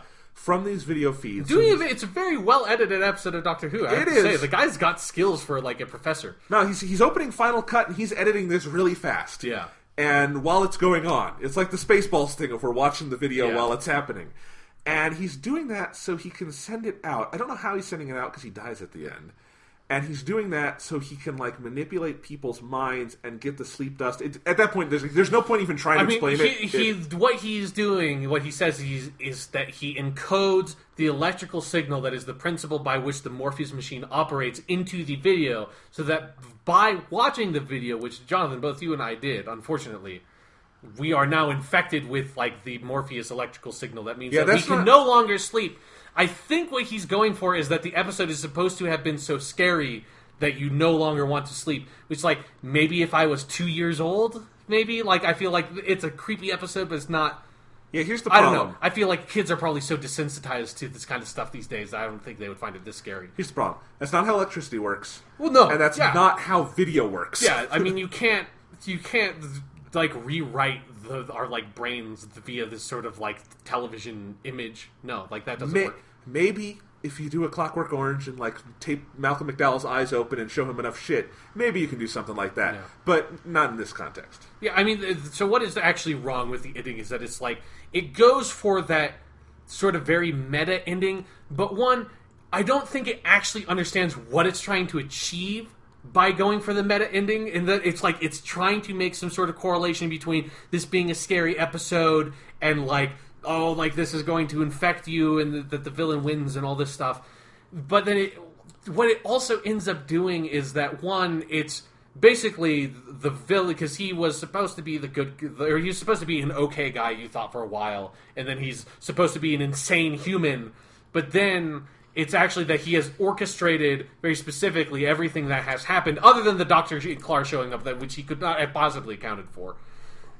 But he has orchestrated everything else to try to make a scary episode of Doctor Who. I mean, not Doctor Who in his context, but we would call it a scary episode of Doctor Who. Or maybe a kind of scary episode of Doctor Who. In order to infect people, because I guess they need to watch the video till the end for the electrical signal to be fully received by your brain. But, like, what ends up actually happening is that by trying to do this weird sort of, like, deconstruction of, like, how we consume media and what a found footage movie is, or found footage story is that, like, he actually ends up just falling into the exact same trap that all found footage movies fall into, which is that all found footage movies end on a twist, and no found footage movie has ever needed to end on a twist, except for maybe the Blair Witch Project. I don't know. And that's not even a fucking twist. They meet the fucking witch. Exactly. That's what the movie's about. Yeah. But it's like you always are, like, end on, like, this weird stinger or something. And what that does for almost every single found footage movie I've ever seen is that it completely destroys any plausibility about this, like, document having been recovered in some way, which I feel like this... Part of the problem with this whole episode is the fact that it's set in, like, the 32nd century or whatever. So it already has, like, destroyed the entirety of the conceit that you are, like, viewing an actual document, which is what the found footage thing is supposed to be ideally. Like, you are supposed to... like, have this sort of, like, kind of folkloric element to it, almost, of, like, this like this plausibility that this has actually occurred, and that you are viewing something like Grizzly Man or something that is a legitimate documentary about things that, like, cannot be fully explained. Like, that is the mystique under which Blair Witch Project originally came out, and why it was so successful, and also why none of these other projects can ever be successful again, because Blair Witch Project just kind of, like, nuked the entire landscape when it came out via its own concept. But by like completely removing this from a reality that we can understand, it loses that entire aspect of the found footage thing. That is what actually makes found footage movies in like an ideal sense creepy, and then also the ending by creating this entire twist thus makes kind of no sense to the viewer in the way that all those twists kind of make no sense to the viewer. All right, can I do my found footage rant? Yeah. I feel like I have to. We're talking about found footage. Jonathan has to talk about it, right? So what you're describing is the core problem of all found footage, and that no found footage movie I've seen has ever overcome, which is that you wind up having to ask so many questions about how this thing exists, from how it was shot, to how it was edited, to who compiled it, to who is supposed to be viewing it, all those different things, that you can't do the most basic thing that all movies, and I mean all movies, commercial movies, independent movies, avant-garde movies, Flickr films, whatever, which is that you just buy in and kind of get into it, You just watch it and you kind of sink into it. They don't allow you to do that because there are so many things that stop you from ever actually identifying with it or slow your brain down enough that you're just watching the movie. You're constantly thinking, why is that person filming this? Or who edited this? Or if we're watching superheroes doing this, how did anyone get the footage? Or what is this being aimed at? All those things. And even though I think this does a pretty clever job deconstructing things up to a point, you get to that ending and then you're thinking, well, wait, how is he editing this? He would have had to be editing it literally as it's happening, which is impossible. Yeah. He would have to know what's going to happen before it happens because he's creating a story. How is he disseminating this? Who is it going to? Who are we in this scenario? Blah, blah, blah, blah, blah. Yeah. And it becomes one of the most heightened examples of that problem I've ever seen, where in the end, it's just all questions of what this thing is supposed to be, and you never are able to just accept it for what it is. Yeah, and it's such a high-concept ending, and I kind of respect it for doing such a high-concept ending, because there are, I think I can probably count on, one hand the number of episodes or stories of Doctor Who that end with the villain basically succeeding, which is more or less what happens in this episode, I guess. Although the ending is so removed from any sort of, objective reality in the episode that it's almost kind of you can't really determine whether or not it's something that actually has happened within the context of the episode because it's just so bizarre. But then also, something that is, just something that in general I think you should avoid is that if you get to the end and the doctor's last line in this episode is, none of this makes any sense. And when you're saying that, and I'm just yeah, you're right, Doctor. And then 5 minutes later, I'm you had no fucking idea then. I was stupid when I thought it didn't make sense 5 minutes ago. It really doesn't make any sense now. You thought it didn't make any sense when they were talking about that shit before, Doctor. If you only saw the ending of this episode, you'd be oh, for fuck's sake, this really doesn't make any sense now. I mean, it's also, to be fair, this is the 9th straight episode of this season that has just flown by pace-wise. It never feels... Yeah. All 9 of these have just... They feel like they're over before I know it. Yeah. But this one, that's a problem, because you get to the end and I have no expectation that it's ending. And that's okay if the ending were such a good mic drop that it left you being I need to rewatch that immediately because it's so good, that kind of thing. But this is just well, I feel like the third act is missing. I feel like there's a whole scene or set of scenes that would have set up that kind of ending if you wanted to do it that might have explained this better. Yeah. Or something. It just feels like we saw they made 40 minutes of television and then couldn't figure out how to end it, so fuck it, we're done. Yeah. Let's pack up and go home. Lunch break, everyone. Yeah, it's also particularly perplexing because I thought that what I was expecting the episode to go down was that about halfway through, once you get that scene where the Doctor's hey, Clara, this is from your point of view and all that stuff, and he's deconstructing the way that found footage movies work and the way they break down, is that I was expecting from that point onwards that, that was kind of going to be the rest of the episode would be the Doctor kind of doing that along the way, which I thought that would be a really fascinating experiment because Peter Capaldi's so good at doing that. Because, again, you just get a lot of him fucking staring into the camera and saying cool shit. I love that. But he's not present at all in the ending, which is actually kind of where you need him the most to be deconstructing what is happening. Yes. And instead, he's sort of shoved off into wherever he goes to solve a plot that doesn't actually exist because he's been fooled. And then you go to the villain, and the villain just kind of says a bunch of nonsense in what I think is a very convincing effect. I thought the ending of the episode visually was very striking and interesting. I liked that with him dissolving. I thought that was very cool, a good money shot. but it was like kind of like a good money shot without it making any sense. Like he had that idea for it and kind of put that ending in there, but didn't know how to completely lead up to that ending. Yeah. Yeah. It's too bad. It's... Again, I mean, you've got to imagine, like, assuming this episode is just never mentioned again, which is totally possible, does the Doctor just... He's back in the TARDIS, and for the next, like, 6 months, he's just like, what the fuck was going on with that? It's what like, happened? What did we see? No sense. Yeah. Like, I have been around the galaxy. I'm several thousand years old. I've seen some shit. None of that made any sense. Like, oh my god, what is going on? Do he and Clara just, like... Does he take more acid because he has to figure this out? Is he like, Clara... you've done a lot for me, but I need to ask you a big favor. Take acid with me so we can try to figure this out. Yeah. I don't know. That should be like what the season finale is they should go even higher concept, and to figure it out, the Doctor materializes in our universe to read the script of Sleep No More in order to figure out what the fuck is going on with that ending. Yeah. Yeah. All right. Again, just to reiterate, after we broke down all the negative parts, again... Overall, I think it's a fine episode. Like, it's not amazing, it's not great. It's a good episode of Doctor Who. It has some very good things and is very ambitious, and I have to appreciate it for that ambition. Here's what I would say. Here's what I would say. The first 8 episodes of this season are A- to A+. Yeah. Which is incredible. This is a B- to me. Yeah. Mm-hmm. You know? And, hey, nothing wrong with a B- episode of Doctor Who. You put this in, like, season 2, that's one of the better ones. Yeah. When we're mostly at, like, D's and F's. Yeah, exactly. But, yeah, it's just kind of... part of it is the comparison, part of it is... The episode is very flawed. But, if anything, it just kind of shines a light on how spoiled we've been the last 8 weeks. Yeah, that it's, like, this is such a sort of standard episode of Doctor Who that, Yeah, there's nothing remarkable about the problems this one has. Yeah, exactly. Like... What's remarkable about it is what it does really well. No other episode of Doctor Who has ever really done. Yeah. But the problems it has are problems that a lot of episodes of Doctor Who have. The Doctor Who has had these problems before. It will have them again. Yes. That's fine. Doctor Who has had this problem since day fucking one. It's 52 fucking years old. It's okay. And it's also just a show that is ambitious in such a way that it has to have these issues. Yeah. So, yeah. But yeah, that's Sleep No More.